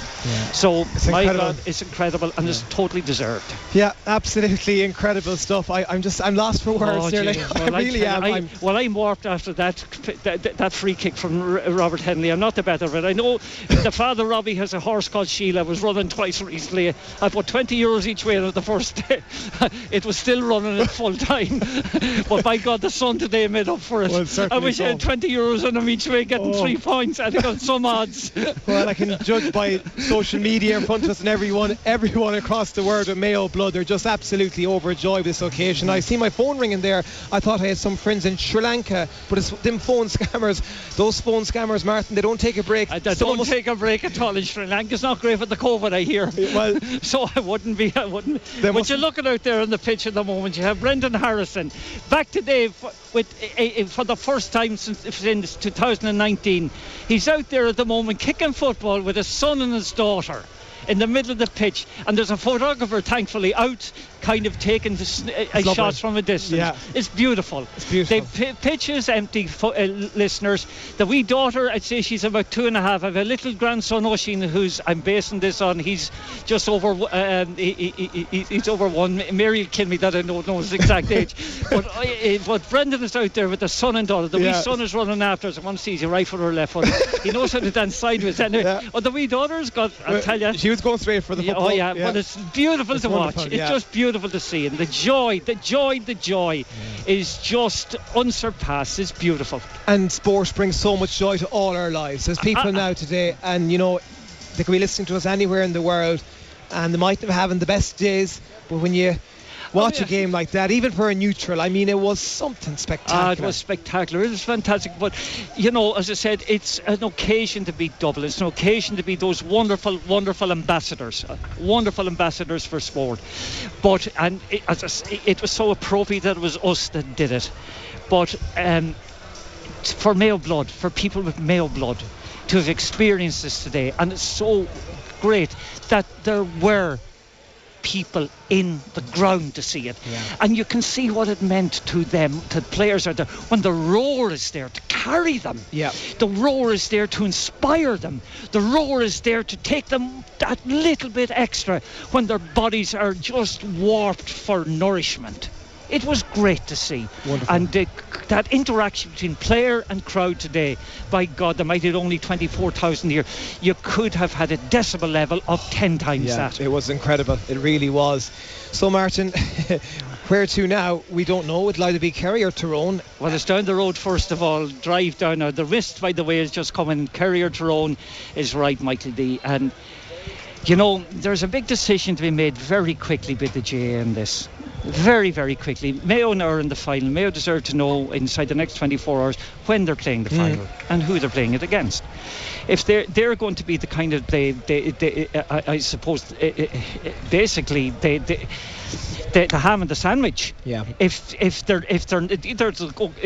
not given a very, very quick notice as to when the final will be and who it'll be. Like, I think myself that Tyrone are playing a little bit of brinkmanship here. They're looking to get a pushback. You know, if you don't give us what we want, then we're going to kind of pull out, so to speak. Well, I think the GAA need to meet tonight and make the decision tonight as Kerry are in the final. Kerry are in the final, or else the other semi-final goes ahead next Saturday, as was rearranged. You know, It'll be interesting to see what happens. It'll be interesting to see what happens, but I know that the COVID virus certainly has been a problem for Tyrone. It was obviously in the Ulster final here. They were lost some, they were short of some very, very influential players and short their manager as well. But one way or the other, just certainly needs to be brought to the whole situation very, very quickly. Well, that'll do it for the moment. You talk about Love Island during the week and all the drama and attention. I tell you one thing, excitement. You won't get it. Love Island isn't a patch on Croke Park here this evening. It was absolutely spectacular stuff. It was a wonderful game of football. Dublin were controlling matters in the first half, leading 10 points to 4. Mayo certainly gave one heck of a second half performance to bring this game to extra time. Robbie Hindley with that wonderful, wonderful strike to bring the game to extra time. Sean Bugler got the opening score in the first period of extra time after 40 seconds, but Mayo then responded with 4 on the trot, 2 from Tommy Conroy, 1 from Darren Cohen and 1 from Ryan O'Donoghue. There was no score in the second period, but Mayo saw the job done. And they made use of the extra man. They did. They made use of the extra man on that stage, and they did drive forward. And the key thing too, actually a small little thing it may have been, Paddy won the toss for extra time and went and played with the wind. I noticed that Paddy Durkin took over the role as captain, won the toss and played with the wind, and with the extra man and all of that, we actually kind of exploited that advantage. And the two scores in succession by Conroy, to me, were the key scores of the match, because they brought the game from a 1 point deficit to a 1 point advantage for Mayo in a very short space of time. It all of a sudden the fire had been lit long before that, but by Jesus it went to overburn after that. And Cohen's point then and Ryan O'Donoghue's score actually kind of sealed the matter. And by God, it was just a privilege to be here today and watch that. It really was. To witness it and to be able to kind of, shall we say, commentate on it. Well, my voice, I feel like I could be part of the Dubliners or the Wolf Tones with the hoarse voice I have now. I could sing the Foggy Jew, Martin. Foggy Jew, I don't know. I think I don't know at this stage. Could I sing anything? I'm supposed to, I'm a first tenor in the Mayo male voice choir, but I'll tell you, I'd sing nothing at the moment after that. I'm just absolutely shattered. Well, it's a wonderful day for Mayo, a wonderful day for these tremendous group of players. They have knocked Dublin out of the All-Ireland Championship. That's Dublin's first championship defeat since 2014. Mayo's first championship win over Dublin since 2012. We're through to the All-Ireland final, but not without drama or excitement. In true Mayo fashion, they served up a cracker for us. After extra time, it is finished. Mayo 17 points, Dublin 14 points. From Martin Carney and Michael D. McAndrew here in Croke Park, good night.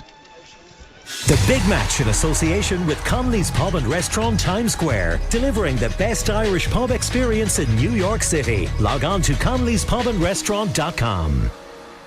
Yeah, thanks indeed, Michael D and Martin Kearney. I think I know the feeling about the voices being lost. I'm afraid I used up all my water bottle there at full time, so we're running on empty at the moment, but let's get through to all your comments now. Stay with us now on Midwest for the next while. We will be getting to Noel Grogan in a little while, but we'll also have the post-match reaction there from James Horan as well. So let's get to your comments now. Up Mayo from the Duffys, and Bianca's listening in Melgar, Colombia. Also, well done to Michael D and Martin Kearney. Fantastic commentary. Fair play to them. That's the message coming from the Lavertys in Horsham, West Sussex, UK. Up Mayo, the message coming there loud and proud. Also, there was a message in earlier on saying, can't see Mayo getting back into this, hope I'm wrong. And he has replied back saying, glad I was wrong. Well done, Mayo. The message coming from our listener there. Also, we're looking for a song is being requested for the commentators on Midwest Radio. They are fantastic. Up Mayo, the message coming there. Listening at the tip of Cape Cod in Provincetown, Massachusetts, and screaming at the TV, listening to Midwest. Unbelievable. So proud of this Mayo team. That's from Liam McGonigal from Belmullet and also Cape Cod. Now, your commentary was just as amazing as the match. A very happy Ballintubber man listening in from Chester, UK, Richard Lydon and family. Well done, Mayo. That's coming in from Mary and Francis Keown. And also a very well done to the Mayo team coming from other listeners here as well. Now, up Mayo, huge shout out to all the Mayo fans in my family, the Dempseys, the Walshes, the Jordans, the Guilfoys, the Clancys and the Finns of Bacon, Ballyhonus, Ball and the Duffys, the Carrolls and the McPartlins of Curry and Tubbercurry. From your cousin Maureen in Pennsylvania.